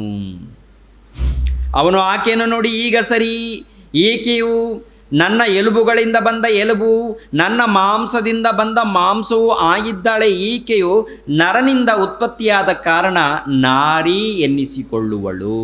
ನಾರಿ ಅಂದರೆ ಸ್ತ್ರೀಯಳು ಪುರುಷನ ಮೂಲಕ, ಪುರುಷನು ದೇವರ ಮೂಲಕ. ಇಲ್ಲಿ ಜಾತಿ ಏನು ನೋಡುವಾಗ ಪ್ರಿಯರ ದೇವ್ರ ಮಕ್ಕಳಿರ ಕುಲ ಜಾತಿ ಏನಾದರೂ ದೇವರಿಗಿದೆಯಾ ಅಂತ ನೋಡುವಾಗ ಕುಲ ಜಾತಿ ದೇವರಿಗಿಲ್ಲ. ಅದೇ ಪ್ರಕಾರ ಮನುಷ್ಯನಿಗೆ ಏನಾದರೂ ನಿಂದು ಈ ಕುಲ, ನಿಂದು ಈ ಜಾತಿ ಏನಾದರೂ ಹೇಳಿದ್ದಾನಂತ ನೋಡುವಾಗ ಪ್ರಿಯರೇ ದೇವರ ಹಾಗೆ ಹೇಳಿಲ್ಲ. ಮತ್ತು ಏನಿದ್ದಾರೆ, ಯಾವ ರೀತಿ ಇದ್ದಾರೆ ಅಂತ ನೋಡುವಾಗ ಪುರುಷನ ಜಾತಿ, ಸ್ತ್ರೀಯಳ ಜಾತಿ. ಯಾವ ಜಾತಿ? ಪುರುಷನ ಜಾತಿ, ಸ್ತ್ರೀಯಳ ಜಾತಿ. ಭೂಲೋಕದಲ್ಲಿ ಎಷ್ಟು ಜಾತಿ ಇದ್ದಾರಂತ ನೋಡುವಾಗ ಪುರುಷ ಜಾತಿ, ಸ್ತ್ರೀಯ ಜಾತಿ. ಒಂದು ಮಾತಲ್ಲಿ ಅರ್ಥ ಮಾಡ್ಕೊಳ್ಬೇಕಾದ್ರೆ ದೇವರು ಮನುಷ್ಯರ ಹಾಗೆ ಇವರು ಈ ಜಾತಿಗೆ ಸಂಬಂಧಪಟ್ಟವರು, ಇವರು ಈ ಜಾತಿಗೆ ಸಂಬಂಧಪಟ್ಟವರು ಅಂತೇಳಿ ಮನುಷ್ಯರ ಹಾಗೆ ಏನಾದರೂ ತೋರಿಸಿದ್ದಾರಾ, ಗುರುತಿಸಿದಾರ ಅಂತ ನೋಡುವಾಗ ಇಲ್ಲ. ದೇವರು ಮನುಷ್ಯರನ್ನುಂಟು ಮಾಡುವಾಗ ಸ್ತ್ರೀ ಜಾತಿ, ಪುರುಷನ ಜಾತಿ. ಅದೇ ಪ್ರಕಾರ ಸುಮಾರು 84 ಲಕ್ಷ ಜೀವರಾಶಿಗಳಿದೆ ನೋಡಿ. ಇವುಗಳಲ್ಲಿ ನೋಡುವಾಗ ಯಾವ ಯಾವ ಜಾತಿಗಳಂತ ಹೇಳಿದ್ದಾರೆ ಒಂದು ಸಾರಿ ನೋಡೋಣ. ಆದಿಕಾಂಡ 1ನೇ ಅಧ್ಯಾಯ 20ನೇ ವಚನವನ್ನು ಗಮನಿಸ್ರಿ ಪ್ರಿಯರಾದ್ಯವರು. ಆದಿಕಾಂಡ 1ನೇ ಅಧ್ಯಾಯ 20ನೇ ವಚನ, ತರುವಾಯ ದೇವರು ಗುಂಪು ಗುಂಪಾಗಿ ಚಲಿಸುವ ಜಲ ಜಂತುಗಳು ನೀರಿನಲ್ಲಿ ತುಂಬಿಕೊಳ್ಳಲಿ, ಪಕ್ಷಿಗಳು ಭೂಮಿಯ ಮೇಲೆ ಅಂತರಿಕ್ಷದೊಳಗೆ ಹಾರಾಡಲಿ ಎಂದು ಹೇಳಿದನು. ಹೀಗೆ ದೇವರು ಮಹಾಜಲಚರಗಳನ್ನು, ನೀರಿನಲ್ಲಿ ತುಂಬಿರುವ ಸಕಲ ವಿಧವಾದ ಜೀವಿಗಳನ್ನು, ರೆಕ್ಕೆಯುಳ್ಳ ಸಕಲ ವಿಧವಾದ ಪಕ್ಷಿಗಳನ್ನು ಅವುಗಳ ಜಾತಿಗನುಸಾರವಾಗಿ ಉಂಟು ಮಾಡಿದನು. ಆತನು ಅದನ್ನು ಒಳ್ಳೆಯದೆಂದು ನೋಡಿದನು. ಇದಲ್ಲದೆ ದೇವರು ಅವುಗಳಿಗೆ, ನೀವು ಅಭಿವೃದ್ಧಿಯಾಗಿ ಹೆಚ್ಚಿರಿ, ಜಲಚರಗಳು ಸಮುದ್ರದ ನೀರಿನಲ್ಲಿ ತುಂಬಿಕೊಳ್ಳಲಿ, ಪಕ್ಷಿಗಳು ಭೂಮಿಯ ಮೇಲೆ ಹೆಚ್ಚಲಿ ಎಂದು ಹೇಳಿ ಆಶೀರ್ವದಿಸಿದನು. ಹೀಗೆ ಸಾಯಂಕಾಲವು ಪ್ರಾತಃಕಾಲವೂ ಆಗಿ 5ನೆಯ ದಿನವಾಯಿತು. ಅಂದರೆ ಇಲ್ಲಿ ನೋಡುವಾಗ ಪಕ್ಷಿಗಳು ಒಂದು ಜಾತಿ, ಪಕ್ಷಿಗಳಿಗೆ ಸಂಬಂಧಪಟ್ಟ, ಅಂದರೆ ಪಕ್ಷಿಗಳಲ್ಲಿ ಬೇರೆ ಬೇರೆ ವಿಧವಾದಂಥ ಇದೆಯಾ? ಪಕ್ಷಿಗಳಲ್ಲಿ ಯಾವುದು? ಅನೇಕ ಪಕ್ಷಿಗಳಿದೆ. ಒಂದೊಂದು ಪಕ್ಷಿ ಇದೆ ಅಂತ ತಿಳ್ಕೊಳ್ಳಿ. ಪಾರಿವಾಳಗೆ ಸಂಬಂಧಪಟ್ಟಂಥ ಒಂದು ಜಾತಿ, ಕಾಗೆಗೆ ಸಂಬಂಧಪಟ್ಟಂಥ ಒಂದು ಜಾತಿ, ಅನೇಕ ಹಕ್ಕಿಗಳು ನೋಡುವಾಗ ಇದೊಂದು ಜಾತಿ, ಇದೊಂದು ಜಾತಿ, ಇದೊಂದು ಜಾತಿ ಅಂತ ಹೇಳಿದ್ದಾನೆ. ಅಂದರೆ ಅಲ್ಲಿ ಆಕಾರಗಳು ಬೇರೆ ಇದೆಯಾ? ಪಾರಿವಾಳ ಆಕಾರ ಬೇರೆ ಇದೆ, ಅದಕ್ಕೆ ಇದು ಪಾರಿವಾಳ ಆಕಾರ, ಇದು ಪಾರಿವಾಳ ಜಾತಿ. ಕಾಗೆಗಳ ಆಕಾರ ಬೇರೆ ಇದೆ, ಅದಕ್ಕೊಂದು ಜಾತಿ ಅಂತ ಇಟ್ಟಿದ್ದಾನೆ. ಮನುಷ್ಯರ ಆಕಾರ ಏನಾದರೂ ಬೇರೆ ಇದೆಯಾ? ಮನುಷ್ಯರು ಅಂದರೆ ಈ ಪಾರಿವಾಳ ಹಾಗೆ ಒಂದು ರೀತಿಯಲ್ಲಿ, ಕಾಗೆಗಳ ಹಾಗೆ ಒಂದು ರೀತಿಯಲ್ಲಿ, ಇಲ್ಲಾಂದರೆ ಕೋಳಿಗಳ ಹಾಗೆ ಒಂದು ರೀತಿಯಲ್ಲಿ, ಇಲ್ಲಾಂದರೆ ಮೇಕೆಗಳ ಹಾಗೆ ಒಂದು ರೀತಿಯಲ್ಲಿ, ಇಲ್ಲ ಕುದುರೆಗಳ ಹಾಗೆ ಒಂದು ರೀತಿಯಲ್ಲಿ, ಇಲ್ಲಾಂದರೆ ಪಕ್ಷಿಗಳ ಹಾಗೆ, ಇಲ್ಲಾಂದರೆ ಪಶುಗಳ ಹಾಗೆ ಒಂದು ರೀತಿಯಲ್ಲಿ ಏನಾದರೂ ಮನುಷ್ಯರಲ್ಲಿದ್ದಾರಾ? ಮನುಷ್ಯರಲ್ಲಿ ಇಲ್ಲ. ಅಂದರೆ ಆಲೋಚನೆ ಮಾಡುವಾಗ ಕುದುರೆಗಳು ಇದೊಂದು ಜಾತಿ, ಒಂಟೆಗಳು ಇದೊಂದು ಜಾತಿ, ಕತ್ತೆಗಳು ಇದೊಂದು ಜಾತಿ, ಆಮೇಲೆ ಚಿರತೆಗಳು ಇದೊಂದು ಜಾತಿ, ಸಿಂಹಗಳು ಇದೊಂದು ಜಾತಿ, ಕರಡಿಗಳು ಇದೊಂದು ಜಾತಿ. ಈ ರೀತಿ ದೇವರು ಇಂಥ ಪ್ರಾಣಿ ಪಕ್ಷಿಗಳನ್ನು, ಮೃಗಗಳನ್ನು, ಪ್ರಾಣಿಗಳನ್ನು ಉಂಟು ಮಾಡಿದ್ದಾನೆ. ಇದಕ್ಕೆ ಇದೊಂದು ಜಾತಿ, ಇದೊಂದು ಜಾತಿ, ಇದೊಂದು ಜಾತಿ ಅಂತ ಹೇಳಿದ್ದಾನೆ. ಆಲೋಚನೆ ಮಾಡಿ ಪ್ರಿಯರಾದ ದೇವ್ರ ಮಕ್ಕಳಿರ. ಅಂದರೆ ಒಂದೊಂದು ಜಾತಿ ಅಂದರೆ ಪ್ರಾಣಿಗಳಾಗಿರ್ಬೋದು, ಪಕ್ಷಿಗಳಾಗಿರ್ಬೋದು, ಇವಕ್ಕೆ ದೇವ್ರ ಜಾತಿ ಅಂತ ಹೇಳಿದ್ದಾನೆ, ಅವಕ್ಕೆ ಒಂದು ಜಾತಿ ಅಂತ ಹೇಳಿದ್ದಾನೆ. ದೇವರು ಹೇಳಿರುವಂಥದ್ದು, ದೇವರು ಉಂಟು ಮಾಡಿರುವಂಥದ್ದು. ಮನುಷ್ಯರ ಹಾಗೆ ಪರೀಕ್ಷೆ ಮಾಡಿಲ್ಲ. ಮನುಷ್ಯರ ಹಾಗೆ ಇವರು ದೊಡ್ಡ ಜಾತಿ, ಇವರು ಚಿಕ್ಕ ಜಾತಿ, ಇವರು ಚಿಕ್ಕ ಕುಲ, ಇವರು ದೊಡ್ಡ ಕುಲ ಅಂತ ದೇವರು ಪರಿಚಯ ಮಾಡಿಲ್ಲ. ಮತ್ತು ದೇವರು ಮನುಷ್ಯರನ್ನು ಕುರಿತು ಏನಂತ ಹೇಳಿದ್ದಾನಂತ ನೋಡುವಾಗ, ನೀವೆಲ್ಲರೂ ನನ್ನ ವಂಶದವರು ಅಂತ ಹೇಳ್ತಾರೆ. ನೀವೆಲ್ಲರೂ ಭೂಮಿಯ ಮೇಲೆ ಎಷ್ಟು ಮಂದಿ ಮಾನವರಿದ್ದಾರೋ ಎಲ್ಲ ಮಾನವರು ನನ್ನ ವಂಶದವರು, ನನ್ನ ಸಂತಾನ, ನಾನೆತ್ತಿದ್ದೀನಿ. ಅಂದರೆ ದೇವರ ಸಂತಾನವ? ದೇವರ ಸಂತಾನ ಆಗಿರುವಾಗ ದೇವರಿಗೆ ಇಲ್ಲದಂಥ ಕುಲ, ದೇವರಿಗೆ ಇಲ್ಲದಂಥ ಜಾತಿ ಮನುಷ್ಯನಿಗೆ ಎಲ್ಲಿಂದ ಬಂತು? ದೇವರಿಗೆ ಇಲ್ಲದಂಥ ಕುಲ, ದೇವರಿಗೆ ಇಲ್ಲದಂಥ ಜಾತಿ, ದೇವರಿಗೆ ಇಲ್ಲದಂಥ ಮತ ಮನುಷ್ಯನಿಗೆ ಎಲ್ಲಿಂದ ಬಂತು, ಹೇಗೆ ಬಂತು ಅಂತ ನೋಡುವಾಗ ಪ್ರಿಯರಾದ ದೇವರ ಮಕ್ಕಳಿರ ಆಶ್ಚರ್ಯ ಅನಿಸುತ್ತೆ ರೀ. ಈ ಕುಲಗಳ ಹಿಂದೆ, ಜಾತಿಗಳ ಹಿಂದೆ, ಮತಗಳ ಹಿಂದೆ ನೋಡುವಾಗ ಅನೇಕ ಪದ್ಧತಿಗಳಿದೆ, ಅನೇಕ ಆಚಾರಗಳಿದೆ, ಅನೇಕ ಗಲಾಟೆಗಳಿದೆ, ಅನೇಕ ಯುದ್ಧಗಳಿದೆ, ಅನೇಕ ಮಾರಣಕಾಂಡಗಳು ನಡೀತಾ ಇವೆ. ಈ ಯುದ್ಧಗಳಾಗಿರ್ಬೋದು, ಗಲಾಟೆಗಳಾಗಿರ್ಬೋದು, ಇಲ್ಲಾಂದರೆ ಮಾರಣಕಾಂಡಗಳಾಗಿರ್ಬೋದು, ಇದರ ಹಿಂದೆ ನೋಡುವಾಗ, ಹತ್ಯೆಗಳು ನೋಡುವಾಗ ಕುಲ, ಜಾತಿ, ಮತ ಇದರ ಹಿಂದೆ ಬಡ್ಕೊಂಡು ಸಾಯ್ತಾ ಇದ್ದಾರೆ. ಇದು ಯಾರ ಮೂಲಕ ಬಂದಿದೆ, ಹೇಗೆ ಬಂದಿದೆ ಅಂತ ನೋಡುವಾಗ ಪ್ರಕಟಣೆ ಗ್ರಂಥ 12ನೇ ಅಧ್ಯಾಯ ಪ್ರಕಟಣೆ ಗ್ರಂಥ 12ನೇ ಅಧ್ಯಾಯ 7ನೇ ವಚನದಿಂದ ನೋಡೋಣ. 7ನೇ ವಚನದಿಂದ, ಪ್ರಕಟಣೆ ಗ್ರಂಥ 12ನೇ ಅಧ್ಯಾಯ 7ನೇ ವಚನದಿಂದ. ಮಿಕಾಯೇಲನು ಅವನ ದೂತರು ಘಟಾಸರ್ಪನ ಮೇಲೆ ಯುದ್ಧ ಮಾಡುವುದಕ್ಕೆ ಹೊರಟರು. ಘಟಾಸರ್ಪನು ಅವನ ದೂತರು ಯುದ್ಧ ಮಾಡಿ ಸೋತು ಹೋದರು ಮತ್ತು ಪರಲೋಕದೊಳಗೆ ಅವರಿಗೆ ಸ್ಥಾನವು ತಪ್ಪಿ ಹೋಯಿತು. ಭೂಲೋಕದವರನ್ನೆಲ್ಲ ಮರಳುಗೊಳಿಸುವ ಆ ಮಹಾ ಘಟಾಸರ್ಪನು, ಅಂದರೆ ಪಿಶಾಚನೆಂತಲೂ ಸೈತಾನನೆಂತಲೂ ಹೆಸರುಳ್ಳ ಪುರಾತನ ಸರ್ಪವು ದಬ್ಬಲ್ಪಟ್ಟು ಭೂಮಿಗೆ ಬಿದ್ದನು. ಅಂದರೆ ಈ ಪುರಾತನ ಘಟಾಸರ್ಪನು ಯಾರು, ಅವನು ಹುಟ್ಟಲು ಕಾರಣವೇನು ಎನ್ನುವಂಥ ಅಂಶವನ್ನು ಜಯಶಾಲಿ ಕನ್ನಡ ಕ್ರಿಶ್ಚಿಯನ್ ಟಿವಿಯಲ್ಲಿ ಆಲ್ರೆಡಿ ಅಪ್ಲೋಡ್ ಮಾಡಿದ್ದೀವಿ ಸುಮಾರು ವರ್ಷಗಳ ಹಿಂದೆ, 3 ವರ್ಷಗಳ ಹಿಂದೆ.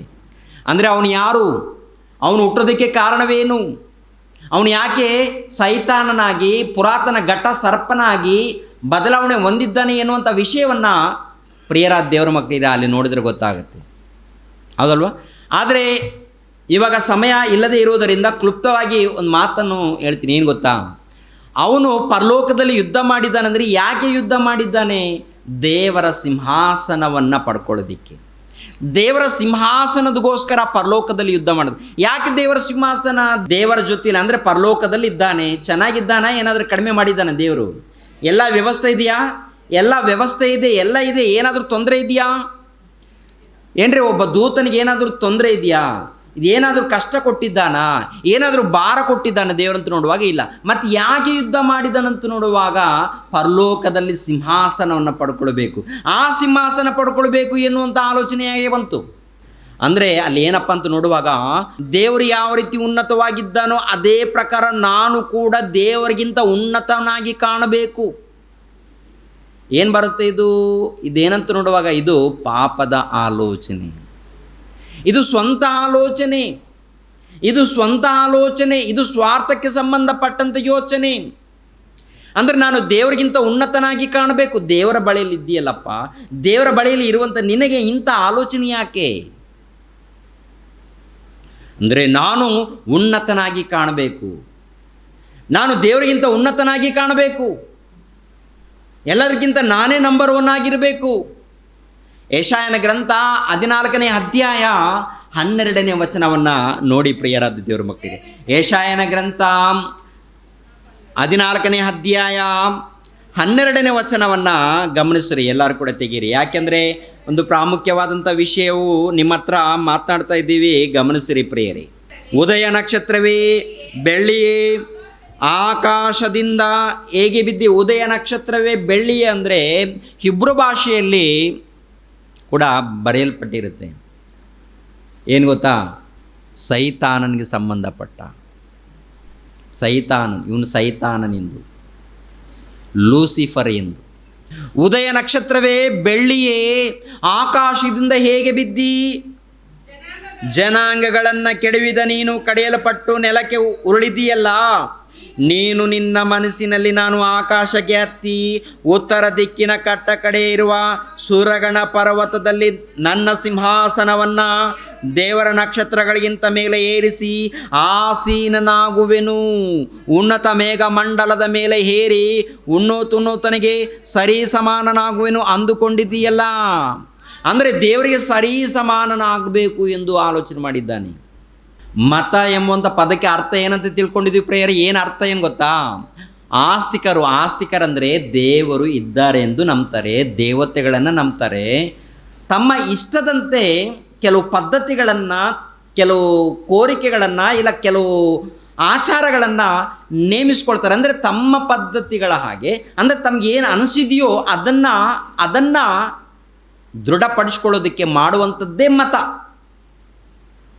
ದೃಢಪಡಿಸ್ಕೊಳ್ಳೋದಕ್ಕೆ ಮಾಡುವಂಥದ್ದೇ ಮತ. ಅಂದರೆ ಪರಲೋಕದಲ್ಲಿ ಒಬ್ಬ ದೂತ ಏನು ಮಾಡಿದ್ದಾನಂತ ನೋಡುವಾಗ, ತನ್ನ ಸಿಂಹಾಸನವನ್ನು ಒಂದು ಉನ್ನತ ಸ್ಥಾನಕ್ಕೆ ಏರಿಸಿಕೊಳ್ಬೇಕು, ನಾನೇ ದೊಡ್ಡವನಾಗಬೇಕು, ನಾನು ಉನ್ನತನಾಗಿ ಕಾಣಬೇಕು ಎನ್ನುವಂಥ ಆಲೋಚನೆ ಮೊಟ್ಟ ಮೊದಲು ಯಾರಿಗೆ ಬಂದಿದೆ ಅಂತ ನೋಡುವಾಗ ದುರಾತ್ಮನಿಗೆ ಬಂದಿರುವಂಥದ್ದು, ಒಬ್ಬ ದೂತನಿಗೆ ಬಂದಿರುವಂಥದ್ದು. ಅಂದರೆ ಅವನಲ್ಲಿ ಹುಟ್ಟಿದ ಮೊಟ್ಟ ಮೊದಲು ಈ ಆಲೋಚನೆ, ಅವನಲ್ಲಿ ಹುಟ್ಟಿದೆ ಈ ಮತ ಎನ್ನುವಂಥದ್ದು. ಅಂದರೆ ದೇವರನ್ನ ನಂಬುತ್ತಾನೆ, ಅವನು ದೇವರನ್ನ ನಂಬುತ್ತಾನೆ. ಆ ದೇವರನ್ನ ನಂಬಿರುವಂಥ ಅವನು, ದೇವರ ಬಳಿಯಲ್ಲಿ ಇದ್ದಂಥ ಅವನು, ನಾನೇ ಪ್ರಪಂಚದಲ್ಲಿ ಉನ್ನತನಾಗಿ ಕಾಣಬೇಕು, ನಾನೇ ಶ್ರೇಷ್ಠನಾಗಿ ಕಾಣಬೇಕು, ನಾನೇ ಎಲ್ಲರಿಗೆ ಒಡೆಯನು ನಾನೇ ಆಗಬೇಕು. ಪರಲೋಕದಲ್ಲಾಗಿರ್ಬೋದು, ಮತ್ತು ದೇವರು ತನ್ನ ಮಕ್ಕಳನ್ನು ಹುಟ್ಟಿಸ್ತಾನೆ ಅಂದುಕೊಳ್ತಾ ಇದ್ದಾನೆ, ಈ ರೀತಿ ಯೋಚನೆ ಮಾಡ್ತಾ ಇದ್ದಾನೆ, ಅಲ್ಲಿ ಕೂಡ ನನ್ನ ಸಿಂಹಾಸನ ಇರಬೇಕು ಎನ್ನುವಂಥದ್ದು. ಅಂದರೆ ಇದು ಎಂಥ ಆಲೋಚನೆ ಅಂತ ನೋಡುವಾಗ, ತನಗೆ ಇಷ್ಟ ಬಂದಂಥ ಆಲೋಚನೆ, ಅಂದರೆ ಸ್ವಾರ್ಥದ ಆಲೋಚನೆ, ತನಗೋಸ್ಕರ ಮಾಡಿಕೊಂಡಿರುವಂಥ ಆಲೋಚನೆ, ಅದೇ ಪ್ರಕಾರ ನೋಡಿ ಪ್ರಿಯರ ದೇವರ ಮಕ್ಕಳಿರ, ಈ ಕುಲ ಶ್ರೇಷ್ಠವಾದಂಥ ಕುಲ, ಈ ಜಾತಿ ಶ್ರೇಷ್ಠವಾದಂಥ ಜಾತಿ. ಈ ಕುಲದು ಎಷ್ಟೋ ವರ್ಷಗಳ ಹಿಂದೆ ಬಂದದ್ದು, ಈ ಜಾತಿ ಎಷ್ಟೋ ವರ್ಷಗಳಿಂದ ಬಂದದ್ದು, ಇದು ಶ್ರೇಷ್ಠವಾದದ್ದು, ಈ ಪದ್ಧತಿಗಳು ಶ್ರೇಷ್ಠ, ಈ ಆಚಾರಗಳು ಶ್ರೇಷ್ಠ, ಈ ದೇವತೆಗಳು ಶ್ರೇಷ್ಠ ಅಂತೇಳಿ ಈ ರೀತಿ ಸಮಾಜದಲ್ಲಿ ನಾವು ನೋಡ್ತಾ ಇರ್ತೀವಿ. ಸಮಾಜದಲ್ಲಿ ಇಂತ ನೋಡ್ತಾ ಇರ್ತೀವ. ಅಂದರೆ ಇದು ನಮ್ಮದು ಶ್ರೇಷ್ಠ, ಇನ್ನೊಬ್ರದ್ದು ಏನಂತೆ, ಅವ್ರದ್ದು ಕನಿಷ್ಠ, ಅವ್ರದ್ದು ಚೆನ್ನಾಗಿಲ್ಲ, ನಮ್ಮದೇ ಶ್ರೇಷ್ಠ ಅಂದರೆ ಅವ್ರದ್ದು ಸರಿ ಇಲ್ಲ ಅಂತ ಅರ್ಥ. ಎಲ್ಲರೂ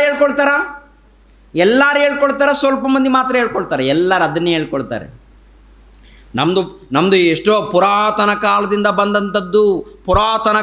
ಬಂದಂಥ ಕುಲ ನಮ್ಮದು, ಪುರಾತನ ಕಾಲದಿಂದ ಬಂದಂಥ ಜಾತಿ ನಮ್ಮದು, ಪುರಾತನ ಕಾಲದಿಂದ ಬಂದಂಥ ಮತ ನಮ್ಮದು, ಈ ರೀತಿ ಮಾತನಾಡಿಕೊಳ್ಳುವಂಥದ್ದು.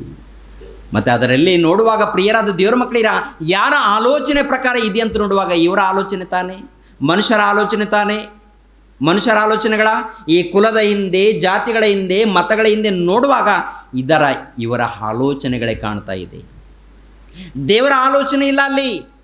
ದೇವರ ಆಲೋಚನೆ ಹೇಗಿದೆಯೋ ಆಲೋಚನೆ ಮಾಡುವಾಗ ಅದ್ಭುತವಾಗಿರುತ್ತೆ. ದೇವರು ಪ್ರಾರಂಭದಲ್ಲಿ ಉಂಟು ಮಾಡಿದ್ರು ಸರ್ವ ಜೀವರಾಶಿಗಳನ್ನು, ಅವೆಲ್ಲ ಉಂಟು ಮಾಡಿದಾಗ ಎಲ್ಲ ಕೂಡ ನನ್ನ ಮಕ್ಕಳಾಗಿರುವಂಥ ನಿಮಗೋಸ್ಕರ ಅಂತ ಹೇಳಿದ್ದಾರೆ. ಜೀವಿಗಳು, ಪ್ರಾಣಿಗಳು, ಪಕ್ಷಿಗಳು, ಅದೇ ಪ್ರಕಾರ ತಿನ್ನುವಂಥ ಆಹಾರ ಪದಾರ್ಥಗಳಲ್ಲಿ ಕೂಡ ಇದೊಂದು ಜಾತಿ ಅಂತ ಹೇಳಿದ್ದಾನೆ. ಎಂಥ ಜಾತಿ ಏನ್ರಿ? ಹಣ್ಣುಗಳಿದೆಯಲ್ಲ, ಈ ಹಣ್ಣುಗಳನ್ನು ಕುರಿತು ಇಲ್ಲ ಹಂಪಲಗಳನ್ನು ಕುರಿತು ಕೂಡ ಜಾತಿ ಅಂತ ಹೇಳಿದ್ದಾನೆ ದೇವರು. ನೋಡ್ತೀರಾ ಆ ಮಾತನ್ನು? ಆದಿಕಾಂಡ 1ನೇ ಅಧ್ಯಾಯ 14ನೇ ವಚನ ನೋಡಿ ಪ್ರಿಯರ ದೇವರ ಮಕ್ಕಳಿರ. ಆದಿಕಾಂಡ 1ನೇ ಅಧ್ಯಾಯ 11ನೇ ವಚನವನ್ನು ನೋಡಿ.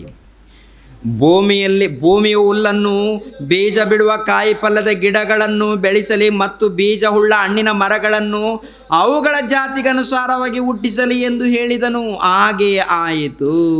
ಭೂಮಿಯಲ್ಲಿ ಹುಲ್ಲು ಬೆಳೆಯಿತು, ತಮ್ಮ ತಮ್ಮ ಜಾತಿಯ ಪ್ರಕಾರ ಬೀಜ ಬಿಡುವ ಕಾಯಿ ಫಲದ ಗಿಡಗಳನ್ನು ಉಂಟಾದವು. ತಮ್ಮ ತಮ್ಮ ಜಾತಿಗನುಸಾರವಾಗಿ ಬೀಜ ಉಳ್ಳ ಹಣ್ಣಿನ ಮರಗಳು ಕಾಣಿಸಿದವು. ದೇವರು ಅದನ್ನು ಒಳ್ಳೆಯದೆಂದು ನೋಡಿದನು. ಅಂದರೆ ಹಣ್ಣುಗಳು, ಅಂದರೆ ಈ ಬಾಳೆಹಣ್ಣಿಗೆ ಒಂದು ಜಾತಿ ಅಂತ ಹೇಳಿದ್ದಾನೆ, ಮಾವಿನ ಹಣ್ಣುಗಳಿಗೆ ಇದು ಒಂದು ಜಾತಿ ಅಂತ ಹೇಳಿದ್ದಾನೆ, ಆಪಿಲ್ ಹಣ್ಣಿಗೆ ಬಂದು ಇದಕ್ಕೊಂದು ಜಾತಿ ಅಂತ ಹೇಳಿದ್ದಾನೆ, ಪೈನಾಪಲ್ ಆಗಿರ್ಬೋದು, ಇವೆಲ್ಲ ಇದೆ ನೋಡಿ, ಅವುಗಳ ಜಾತಿಗನುಸಾರವಾಗಿ ಹುಟ್ಟಿಸಲಂತ ಹೇಳಿರುವಾಗ ಅದು ಹುಟ್ಟಿಸ್ತಾ ಇದೆ. ಅದರಲ್ಲಿ ಏನಾದರೂ ಭೇದ, ಅದರಲ್ಲಿ ಏನಾದರೂ ಅಸೂಯೆ ಕಾಣುತ್ತಾ? ಅದು ಏನಾದರೂ ಕಾಣುತ್ತಾ? ಮೋಸ ಇದೆಯಾ?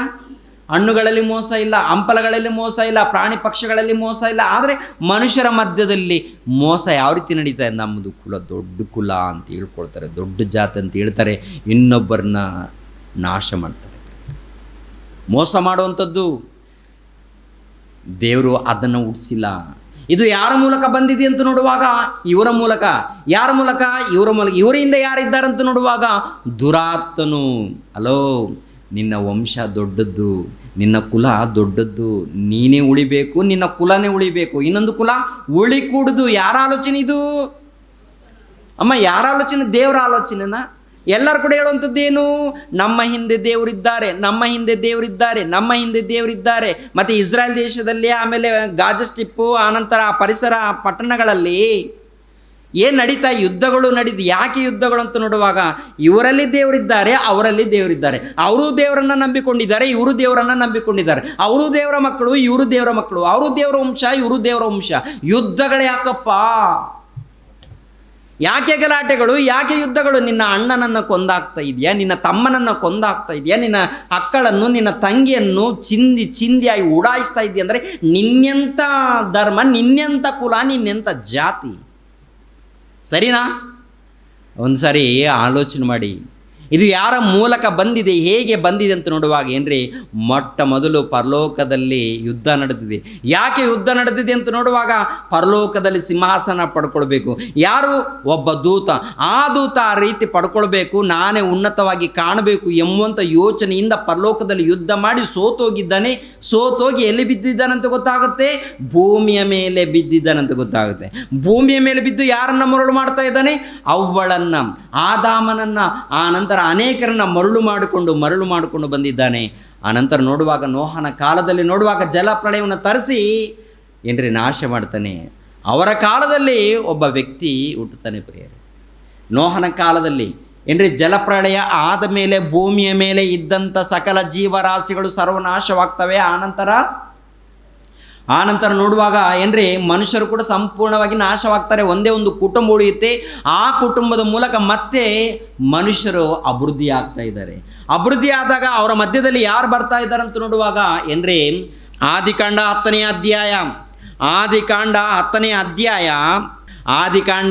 ಅಧ್ಯಾಯ 8ನೇ ವಚನವನ್ನು, ಅವನು ಪರಾಕ್ರಮದಿಂದ ಮೊದಲನೆಯ ಭೂರಾಜನಾದನು. ಯಾರು ಅಂತ ನೋಡುವಾಗ ಏನ್ರಿ ಕೂಶನು ನಿಮ್ರೋದನನ್ನು ಪಡೆದನು ಅಂತ ಇರುತ್ತೆ 8ನೇ ವಚನದಲ್ಲಿ. ಈ ಕಡೆ 7ನೇ ವಚನ ನೋಡ್ಕೊಂಡು ಬಂದಾಗ ಅಲ್ಲಿ ವಂಶವನ್ನು ಕುರಿತು ಹೇಳ್ಕೊಂಡು ಬರ್ತಾ ಇದ್ದಾರೆ.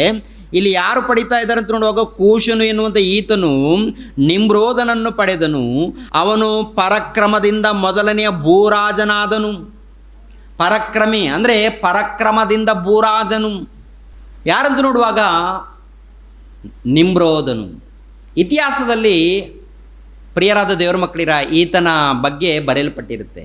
ನಿಮ್ರೋದನ ಬಗ್ಗೆ ಬೇರೆ ಹೆಸರಿನ ಮೇಲೆ ಬರೆಯಲ್ಪಟ್ಟಿರುತ್ತೆ. ಅಂದರೆ ಭೂಮಿಯ ಮೇಲೆ ಮೊದಲನೇ ಭೂರಾಜನು ದೇವರು ಬರೆಸಿರುವಂಥದ್ದು.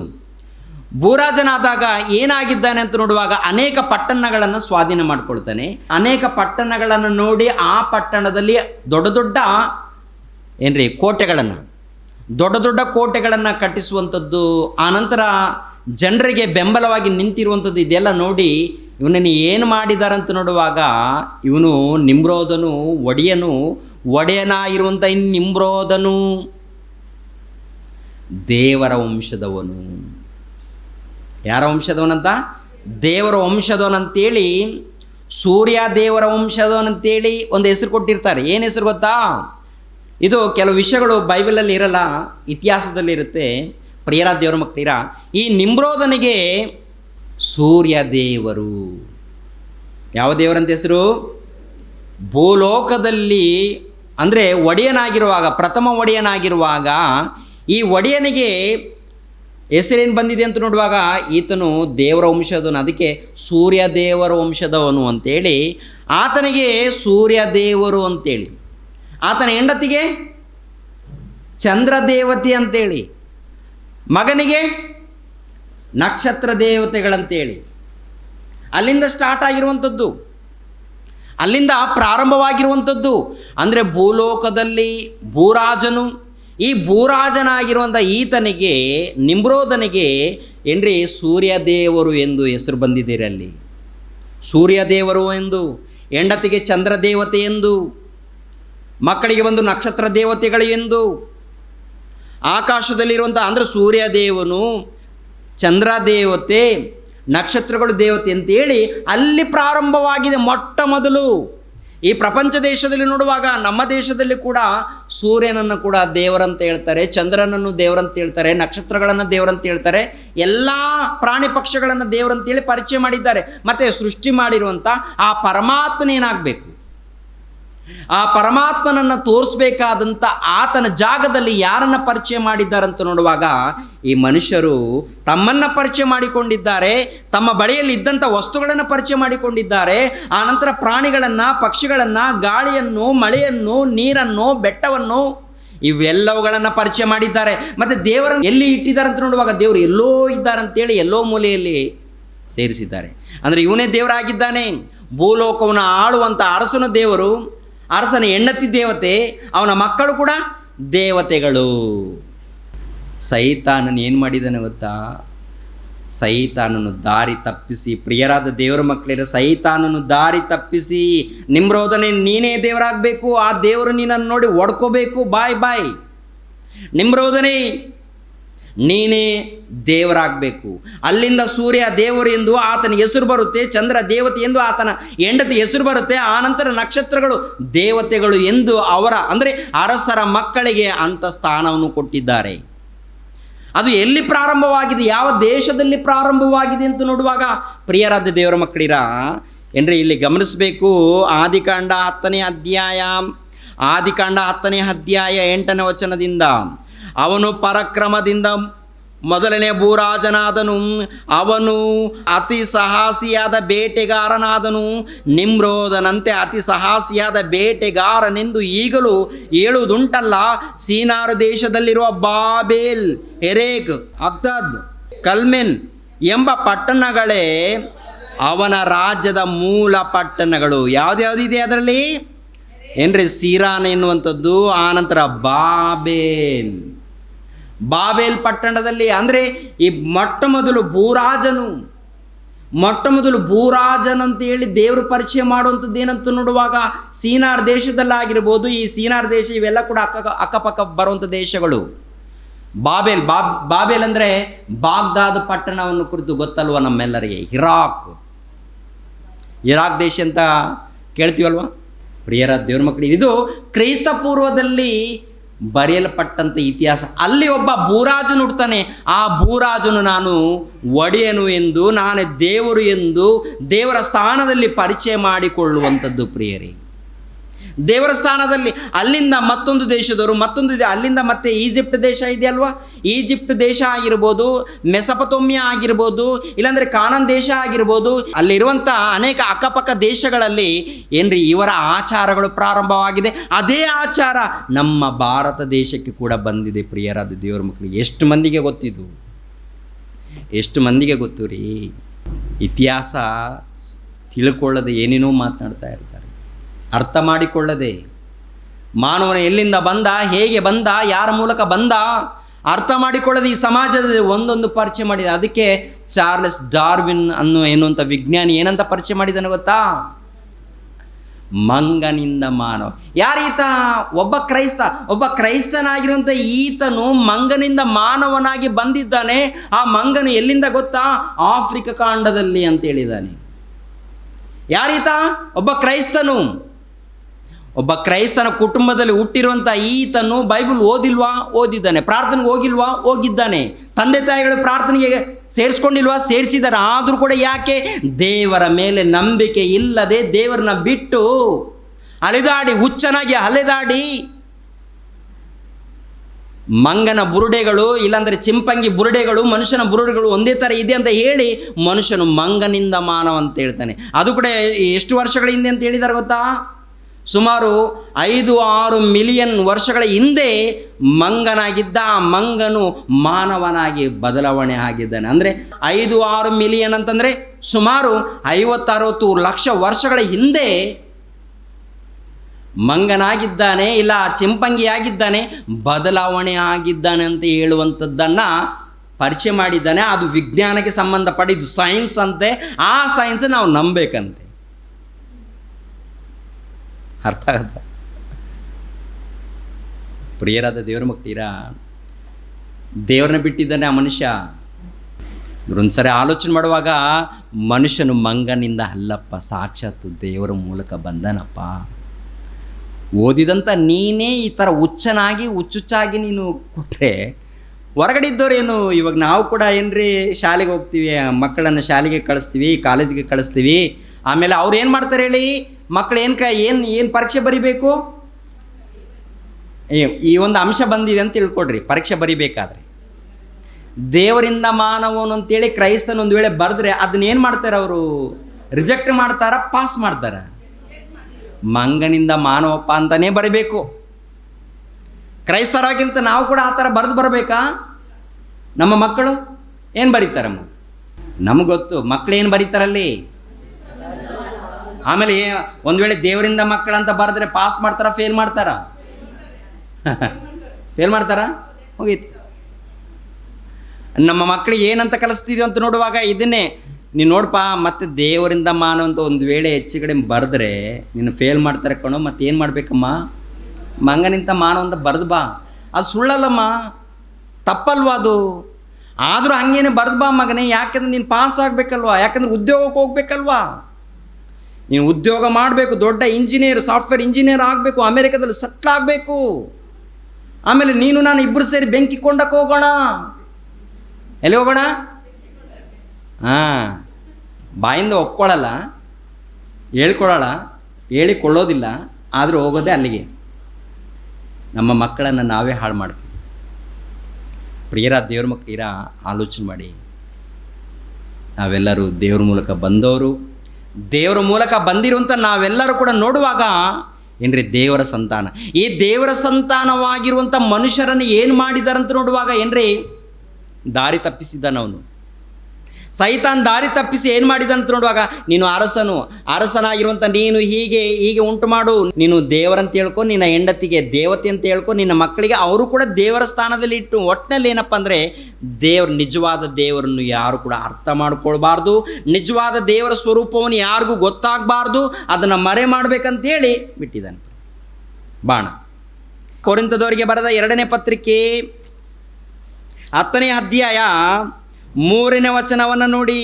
10ನೇ ಅಧ್ಯಾಯ 3ನೇ ವಚನವನ್ನು, ನಾವು ಲೋಕದಲ್ಲಿದ್ದರೂ ಲೋಕಾನುಸಾರವಾಗಿ ಯುದ್ಧ ಮಾಡುವವರಲ್ಲ. ನಾವು ಉಪಯೋಗಿಸುವ ಆಯುಧಗಳು ಲೋಕ ಸಂಬಂಧವಾದ ಆಯುಧಗಳಲ್ಲ. ಅವು ದೇವರ ಎಣಿಕೆಯಲ್ಲಿ ಬಲವಾಗಿದ್ದು ಕೋಟೆಗಳನ್ನು ಕೆಡವಿ ಹಾಕುವಂಥವುಗಳಾಗಿವೆ. ನಾವು ವಿತರ್ಕಗಳನ್ನು, ದೇವರ ಜ್ಞಾನವನ್ನು ವಿರೋಧಿಸುವುದಕ್ಕೆ ಏರಿಸಲ್ಪಟ್ಟಿರುವ ಉನ್ನತವಾದ ಎಲ್ಲ ಕೊತ್ತಲಗಳನ್ನು ಕೆಡವಿ ಹಾಕಿ ಎಲ್ಲ ಯೋಚನೆಗಳನ್ನು ಕ್ರಿಸ್ತನಿಗೆ ವಿಧೇಯವಾಗುವಂತೆ ಸೆರೆ ಹಿಡಿದು ನಿಮ್ಮ ವಿಧೇಯತ್ವವು ಪರಿಪೂರ್ಣವಾದ ಮೇಲೆ ಎಲ್ಲ ಅವಿಧೇಯತ್ವಕ್ಕೆ ಶಿಕ್ಷೆ ಮಾಡುವುದಕ್ಕೆ ಸಿದ್ಧರಾಗಿದ್ದೇವೆ. ಮೇಲೆ ವಚನಗಳನ್ನು ನೋಡುವಾಗ ಪ್ರಿಯರಾದ ದೇವರ ಮಕ್ಕಳಿರ ಏನ್ರಿ, ಅವು ದೇವರ ಎಣಿಕೆಯಲ್ಲಿ ಬಲವಾಗಿದ್ದು ಕೋಟೆಗಳನ್ನು ಕೆಡವಿ ಹಾಕುವಂಥವುಗಳಾಗಿವೆ ಅಂತ ಹೇಳ್ತಾನೆ. ಅಂದರೆ ಅವನು ಏನು ಮಾಡಿದಂತ ನೋಡುವಾಗ ದೊಡ್ಡ ದೊಡ್ಡ ಕೋಟೆಗಳನ್ನು ಕಟ್ಟಿದ್ದಾನೆ. ಏನು ಕೋಟೆ ಅಂತ ನೋಡುವಾಗ ಕುಲ ಎನ್ನುವಂಥದ್ದು, ಜಾತಿ ಎನ್ನುವಂಥದ್ದು, ಮತ ಎನ್ನುವಂಥದ್ದು, ದೊಡ್ಡ ದೊಡ್ಡ ಕೋಟೆಗಳಂತ ಗೊತ್ತಾಗುತ್ತಾ? ಕೋಟೆಗಳು, ಅರಸರು ಕಟ್ಟಿರುವಂಥ ಕೋಟೆಗಳು, ಅರಸರು ಕಟ್ಟಿರುವಂಥ ಕೋಟೆ ಕೊತ್ತಲಗಳು. ಅಂದರೆ ಊರಿಗೆ ಏನು ಹಾಕಿರ್ತಾರೆ ಅಂತ ನೋಡುವಾಗ ದೊಡ್ಡ ದೊಡ್ಡ ಕೊತ್ತಲ ಅಂದರೆ ದೊಡ್ಡ ದೊಡ್ಡ ಗೋಡೆಗಳನ್ನು ಏರ್ಪಾಟ್ ಮಾಡ್ಕೊಂಡಿರ್ತಾರೆ. ಕೋಟೆಗಳು ಅಂದರೆ ಒಂದೊಂದು ದೇಶಕ್ಕೆ ಅವರವರ ಒಂದು ದೇಶಗಳಿಗೆ ಪ್ರಿಯರಾದ ದೇವ್ರ ಮಕ್ಕಳಿಗೆ ದೊಡ್ಡ ದೊಡ್ಡ ಗೋಡೆಗಳನ್ನು, ಇವಾಗ ಚೈನಾ ದೇಶದಲ್ಲಿ ವಾಲ್ ಇದೆಯಲ್ವಾ, ಗೋಡೆ ಸುಮಾರು 20 ಅಡಿ ಅಗಲ ದೊಡ್ಡದು ಗೋಡೆಯನ್ನು ಕಟ್ಕೊಂಡಿದ್ದಾರೆ, ಸುಮಾರು 3000 ಕಿಲೋಮೀಟ್ರು ದೂರದಷ್ಟು. ನೋಡಿ ಪ್ರಿಯರಾದ ದೇವರ ಮಕ್ಕಳಿಗೆ ಆಲೋಚನೆ ಮಾಡಿ, ಇವರು ಈ ರೀತಿ ಕಟ್ಕೊಂಡು, ಆದರೆ ಸೈತಾನ ಏನು ಮಾಡಿದಂತ ನೋಡುವಾಗ ದೊಡ್ಡ ದೊಡ್ಡ ಕೋಟೆ ಕೊತ್ತಲಗಳನ್ನು ಕಟ್ಟಿದ್ದಾನೆ. ಏನಂತ ನೋಡುವಾಗ ಆ ಕೋಟೆ ಕೊತ್ತಲಗಳು ಮನುಷ್ಯನನ್ನು ದೇವರಾಗಿ ಪರಿಚಯ ಮಾಡಿರುವಂಥದ್ದು, ಒಂದು ಮನುಷ್ಯರ ಹಿಂದೆ ಕುಲ ಎನ್ನುವಂಥದ್ದು, ಮನುಷ್ಯರ ಹಿಂದೆ ಜಾತಿ ಎನ್ನುವಂಥದ್ದು, ಅಂದರೆ ಈ ಸಮಾಜದಲ್ಲಿ ಪರಿಚಯವಾಗಿರುವಂಥ ಇವೆಲ್ಲ ಕೂಡ ಅವನು ಕಟ್ಟಿದ್ದಾನೆ, ಇವೆಲ್ಲ ಕೂಡ ಕಟ್ಟಿದ್ದಾನೆ. ನಮ್ಮ ಕುಲ, ನಮ್ಮ ಜಾತಿ, ನಮ್ಮ ಮತ ಅಂತ ಮೊಟ್ಟ ಮೊದಲು ಸೈತಾನಲ್ಲಿ ಬಂದಿದೆ. ಆ ಸೈತಾನನು ಮನುಷ್ಯನಲ್ಲಿ ಕುಳಿತುಕೊಂಡು, ನಿಮ್ರೋದನೇ ನೀನೇ ದೇವರು, ಫರೋಹನೇ ನೀನೇ ದೇವರು, ನೆಬೂಕದ್ನೆಚ್ಚರನೇ ನೀನೇ ದೇವರು, ಹೇರೋದನೇ ನೀನೇ ದೊಡ್ಡ ದೇವರು. ಈಗಿನ ಕಾಲದಲ್ಲಿ ಇವರೇ ದೊಡ್ಡ ದೇವರು ಅಂತೇಳಿ ಮನುಷ್ಯರನ್ನು ದೇವರ ಸ್ಥಾನದಲ್ಲಿ ನಿಲ್ಲಿಸ್ತಾ ಇದ್ದಾರಾ? ದೇವರಂದರೆ ಏನು ಪ್ರಿಯರಾದ ದೇವರ ಮಕ್ಕಳು? ಎತ್ತ ತಂದೆಯ ಆತನು, ದೇವರಂದರೆ ಸರ್ವೇಶ್ವರನು ಆತನು, ದೇವರಂದರೆ ಜಗತ್ತನ್ನು ಉಂಟು ಮಾಡಿದವರು ಆತರು. ಅಂಥ ದೇವರನ್ನು ಏನ್ರಿ, ಆ ದೇವರನ್ನು ದೇವರಾಗಿ ಪರಿಚಯ ಮಾಡದೆ ಮನುಷ್ಯರನ್ನು ತೋರಿಸ್ತಾ ಇದ್ದಾರೆ. ಮನುಷ್ಯನನ್ನು ತಿನ್ನೋದಕ್ಕೆ ಕೂಳು ಕೊಟ್ಟಿದ್ದಾನೆ ಎಂದು, ಏನು ವಸ್ತ್ರಗಳನ್ನು ಕೊಟ್ಟಿದ್ದಾನೆ ಅಂತ ಹೇಳಿ ಅವರನ್ನು ದೇವರ ಸ್ಥಾನದಲ್ಲಿ ಇಡುವಂಥದ್ದು ಸರಿನಾ? ಸರಿನಾ? ಇದು ಯಾರ ಮೂಲಕ ಬಂದಿದೆ ಅಂತ ನೋಡುವಾಗ ಪ್ರಿಯರಾದ ದೇವರ ಮಕ್ಕಳಿರ ಮನುಷ್ಯರ ಮೂಲಕ. ಈ ಮನುಷ್ಯರಲ್ಲಿ ಯಾರು ಇದ್ದಾರಂತ ನೋಡುವಾಗ ದುರಾತ್ಮನು ಇದ್ದು ಮನುಷ್ಯರನ್ನು ಹಾಳು ಮಾಡಿದ್ದಾನೆ, ದಾರಿ ತಪ್ಪಿಸಿದ್ದಾನೆ. ಅದರ ಹಿಂದೆ ಜಗಳಗಳು, ಗಲಾಟೆಗಳು, ಯುದ್ಧಗಳು, ಮಾರಣಕಾಂಡಗಳು, ಅನೇಕ ಪಾಪಗಳು, ಅನೇಕ ತಪ್ಪುಗಳು, ಅನೇಕ ಮೋಸಗಳು ಈ ಪ್ರಪಂಚ ದೇಶದಲ್ಲಿ ನಡೀತಾ ಇದೆ. ಅದಕ್ಕೆ ತಂದೆಯಾದ ದೇವರು ಇನ್ನೊಂದು ಅವಕಾಶ ಕೊಟ್ಟಿದ್ದಾನೆ. ತನ್ನ ಪ್ರಿಯ ಕುಮಾರನನ್ನು ಯೇಸು ಕ್ರಿಸ್ತರನ್ನು ಕಳಿಸಿಕೊಟ್ಟು, ನನ್ನ ಮಗನೇ ಹೋಗಪ್ಪ, ಎಲ್ಲರೂ ಹೊಡ್ಕೊಂಡು ಸಾಯ್ತಾ ಇದ್ದಾರೆ, ಒಂದು ದಾರಿ ತೋರಿಸು, ಅದ್ಭುತವಾದಂಥ ದಾರಿ ತೋರಿಸು, ನನ್ನ ದಾರಿ ತೋರಿಸು. ಆಯಿತು ತಂದೆ ಅಂತೇಳಿ ಪ್ರಭು ಬಂದು ಅದ್ಭುತವಾದಂಥ ದಾರಿ ಕೊಟ್ಟಿದ್ದಾರೆ. ನಿತ್ಯ ಜೀವಕ್ಕೆ ಸೇರಿಸುವಂಥ ದಾರಿ, ದೇವರ ಮಕ್ಕಳಾಗುವಂಥ ದಾರಿ ಏನ್ರಿ, ಪರಿಶುದ್ಧವಾದಂಥ ದಾರಿ. ಕೊನೆಯದಾಗಿ ಈ ವಚನವನ್ನು ನೋಡಿ ಮುಗಿಸೋಣ. ಇಬ್ರಿಯರಿಗೆ ಬರೆದ ಪತ್ರಿಕೆ ಏನ್ರಿ, ಇಬ್ರಿಯರಿಗೆ ಬರೆದ ಪತ್ರಿಕೆ 2ನೇ ಅಧ್ಯಾಯ 14ನೇ ವಚನ, 2ನೇ ಅಧ್ಯಾಯ 14. ಇದಲ್ಲದೆ ಮಕ್ಕಳು ರಕ್ತ ಮಾಂಸಧಾರಿಗಳಾಗಿರುವುದರಿಂದ ಆತನು ಅವರಂತೆ ಆದನು, ತನ್ನ ಮರಣದಿಂದಲೇ ಮರಣಾಧಿಕಾರಿಯನ್ನು ಅಂದರೆ ಸೈತಾನನನ್ನು ಅಡಗಿಸಿ ಬಿಡುವುದಕ್ಕೂ ಮರಣ ಭಯದ ದೆಸೆಯಿಂದ ತಮ್ಮ ಜೀವಮಾನದಲ್ಲೆಲ್ಲ ದಾಸತ್ವದೊಳಗಿದ್ದವರನ್ನು ಬಿಡಿಸುವುದಕ್ಕೂ ಅವರಂತೆ ರಕ್ತ ಮಾಂಸಧಾರಿಯಾದನು. ಅಂದರೆ ಸೈತಾನನೇನು ಮಾಡಿದ್ದಾನೆ? ಕುಲ ಎಂದು, ಜಾತಿ ಎಂದು, ಮತವೆಂದು, ಹಣ ಎಂದು, ಆನಂತರ ಆಸ್ತಿ ಎಂದು, ಆನಂತರ ಪದ್ಧತಿಗಳೆಂದು ಅನೇಕ ಆಚಾರಗಳನ್ನು ಹುಟ್ಟಿಸಿ, ಭಯ ಹುಟ್ಟಿಸಿ, ಆನಂತರ ಬೆಂಕಿಯ ಕೊಂಡಕ್ಕೆ ನಡೆಸೋದಕ್ಕೆ ಅವನು ಪ್ರಯತ್ನ ಮಾಡ್ತಾ ಇದ್ದಾನೆ. ಅದರಿಂದ ಬಿಡಿಸೋದಕ್ಕೆ ಪ್ರಭುವಾಗಿರುವಂಥ ಕ್ರಿಸ್ತರು ಬಂದು ರಕ್ಷಣೆಯ ಮಾರ್ಗವನ್ನು ಕಲ್ಪಿಸಿಕೊಡೋದಕ್ಕೆ ನಮ್ಮಂತೆ ಮನುಷ್ಯನಾಗಿ ಬಂದು ತನ್ನ ಜೀವಿತವನ್ನು ಸಮರ್ಪಣೆ ಮಾಡಿ. ಪ್ರಿಯರೇ, ಅರ್ಥ ಆಯ್ತಲ್ಲ? ಕುಲ ಅಂದರೆ ಯಾರ ಮೂಲಕ ಬಂದು ಗೊತ್ತಾಯ್ತಲ್ಲ? ಕುಲ, ಜಾತಿ, ಮತ. ಜಾತಿ, ದೇವರು ಜಾತಿಗಳಂತಂದರೆ ಹೆಣ್ಣು ಜಾತಿ, ಗಂಡು ಜಾತಿ, ಪುರುಷನ ಜಾತಿ, ಸ್ತ್ರೀ ಜಾತಿ, ಆನಂತರ ಪ್ರಾಣಿಗಳ ಜಾತಿ, ಪಕ್ಷಿಗಳ ಜಾತಿ, ಜಂತುಗಳ ಜಾತಿ, ಮೃಗಗಳ ಜಾತಿ, ಇವು ಬೇರೆ. ಆನಂತರ ಹಣ್ಣುಗಳು, ಒಂದೊಂದು ಹಣ್ಣು ಒಂದೊಂದು ಜಾತಿಗೆ ಹೋಲಿಸಿದ್ದಾನೆ, ಹೌದಲ್ವಾ? ತೋರಿಸಿದ್ದಾನ? ಓಕೆ. ಮನುಷ್ಯರ ಮಧ್ಯದಲ್ಲಿ ಈ ರೀತಿ ಇದೆಯಾ? ಮನುಷ್ಯರ ಮಧ್ಯದಲ್ಲಿ ಇದು ತಪ್ಪಾಗಿ ಪರಿಚಯ ಮಾಡಿದ್ದಾರೆ, ತಪ್ಪಾಗಿ ತೋರಿಸ್ತಾ ಇದ್ದಾರೆ. ಇದು ಪ್ರಿಯರ ದೇವ್ರ ಮುಖ್ಯ ವಾಕ್ಯದ ಪ್ರಕಾರ ತಪ್ಪು. ದೇವರು ಉಂಟು ಮಾಡಿದ್ದಿದೆಯಲ್ಲ, ಅದು ಯಥಾರ್ಥವಾಗಿ ಉಂಟು ಮಾಡಿದ್ದಾರೆ. ಅದರಲ್ಲಿ ಮೋಸ ಇಲ್ಲ, ಅದರಲ್ಲಿ ಏನ್ರಿ ಅನ್ಯಾಯವಿಲ್ಲ, ಒಳ್ಳೆಯದಿದೆ, ಶ್ರೇಷ್ಠವಾದದ್ದು ಏನ್ರಿ. ಆ ಶ್ರೇಷ್ಠವಾದಂಥ ಮಾರ್ಗದಲ್ಲಿ ನಾವಿದ್ದು ಭಕ್ತಿಯಿಂದ ನಡೆದಾಗ ಅದ್ಭುತ. ಓಕೆನಾ? ಅದ್ಭುತವಾದಂಥದ್ದು ಪ್ರಿಯರು. ಈ ಅದ್ಭುತವಾದಂಥ ವಿಷಯಗಳನ್ನು ನಾವು ಇವತ್ತು ತಿಳ್ಕೊಂಡು, ಅಂದರೆ ಮತ ಅಂದರೆ ಏನು, ಮತ ಎನ್ನುವಂಥದ್ದು ಯಾರ ಮೂಲಕ ಬಂತು, ಮತ ಎನ್ನುವಂಥದ್ದು ಯಾರ ಮೂಲಕ ಬಂತು. ಈ ಸಮಾಜದಲ್ಲಿ ಕುಲ, ಜಾತಿ, ಮತ ಅಂತ ಕರೆಯಲ್ಪಡ್ತಾ ಇದ್ದಾರಲ್ಲ, ಇದರಿಂದ ಗಲಾಟೆಗಳು, ಇದರ ಹಿಂದೆ ಅನ್ಯಾಯಗಳು ನಡೀತಾ ಇದೆ ನೋಡಿ. ಇದು ದೇವರ ಮೂಲಕ ಅಲ್ಲ. ಯಾರ ಮೂಲಕ? ಮನುಷ್ಯರ ಮೂಲಕ. ಆ ಮನುಷ್ಯರಿಂದ ಯಾರಿದ್ದಾರೆ? ದುರಾತ್ಮನಿದ್ದಾನೆ. ದುರಾತ್ಮನ ಇರುವುದರಿಂದ ಇವೆಲ್ಲ ಕಾರ್ಯಕ್ರಮ. ಓಕೆನಾ ಪ್ರಿಯರೇ? ಅರ್ಥ ಆಯಿತು ಅಂದ್ಕೊಂಡಿದ್ದೀನಿ. ಎಲ್ಲರೂ ಎದ್ದು ನಿಂತ್ಕೊಳ್ಳಿ, ಪ್ರಾರ್ಥನೆ ಮಾಡಿ ಮುಗಿಸ್ತಾ ಇದ್ದೀನಿ. ಭೂಮಿಯ ಆಕಾಶವನ್ನು ಸರ್ವಲೋಕವನ್ನು ಉಂಟು ಮಾಡಿರುವಂಥ ನಮ್ಮ ತಂದೆಯಾದ ದೇವರೇ ವಂದನೆಗಳು, ಸ್ತೋತ್ರಗಳು ತಂದೆ. ಕುಲ ಅಂದರೆ ಏನು, ಜಾತಿ ಅಂದರೆ ಏನು, ಮತ ಅಂದರೆ ಏನು, ಧರ್ಮ ಅಂದರೆ ಏನು, ಯಾರ ಮೂಲಕ ಬಂತು, ಹೇಗೆ ಎನ್ನುವಂಥ ಕೆಲವು ವಿಷಯಗಳನ್ನು ನಿಮ್ಮ ಮಕ್ಕಳಿಗೆ ತಿಳಿಸಿದ್ದೀನಿ ತಂದೆ. ಈ ಲೋಕದಲ್ಲಿ ನೋಡುವಾಗ ಅನೇಕ ಅನ್ಯಾಯಗಳು, ದಬ್ಬಾಳಿಕೆಗಳು, ಅನೇಕ ಮೋಸಗಳು, ಅನೇಕ ಆಚಾರಗಳು, ಅನೇಕ ಗಲಾಟೆಗಳು ಇವೆಲ್ಲ ನಡೀತಾ ಇದೆ. ಇದರ ಹಿಂದೆ ಕುಲ ಎನ್ನುವಂಥದ್ದು, ಜಾತಿ ಎನ್ನುವಂಥದ್ದು, ಮತ ಎನ್ನುವಂಥದ್ದೇ ಮೊದಲನೇ ಸ್ಥಾನದಲ್ಲಿ ಕಾಣ್ತಾ ಇದೆ ತಂದೆ. ಇರುವಂಥ ವಿಷಯಗಳನ್ನು ನಿಮ್ಮ ಮಕ್ಕಳಿಗೆ ತಿಳಿಸಿದ್ದೀನಿ ತಂದೆ. ತಂದೆಯ ದೇವರು ಎಲ್ಲರೂ ಅರ್ಥ ಮಾಡಿಕೊಂಡಿದ್ದಾರೆ, ತಮ್ಮ ಹೃದಯದಲ್ಲಿ ತುಂಬಿಸಿಕೊಂಡಿದ್ದಾರೆ. ಅದನ್ನು ಬಿಡದಂತೆ ಮತ್ತೆ ಧ್ಯಾನಿಸುವಂತೆ ನಿಮ್ಮ ಮಕ್ಕಳಿಗೆ ಸಹಾಯ ಮಾಡಿ. ಈ ಕಾರ್ಯಕ್ರಮದ ನಿಮಿತ್ತವಾಗಿ ನಿಮ್ಮ ಮಕ್ಕಳು ಕಷ್ಟಪಟ್ಟು ಕೆಲಸ ಮಾಡಿದ್ದಾರೆ ತಂದೆ. ಎಲ್ಲರಿಗೂ ಬೇಕಾದಂತಹ ಆರೋಗ್ಯವನ್ನು, ಸಹಾಯವನ್ನು ಏನೇನಿದೆ ಎಲ್ಲವನ್ನು ಅನುಗ್ರಹಿಸಿ. ಮತ್ತು ಮಧ್ಯಾಹ್ನದಿಂದ 3 ಗಂಟೆಯಿಂದ ನಡೆಯುವಂಥ ಕಾರ್ಯಕ್ರಮದಗೋಸ್ಕರ ಪ್ರಾರ್ಥನೆ ಮಾಡ್ತಾ ಇದ್ದೀನಿ.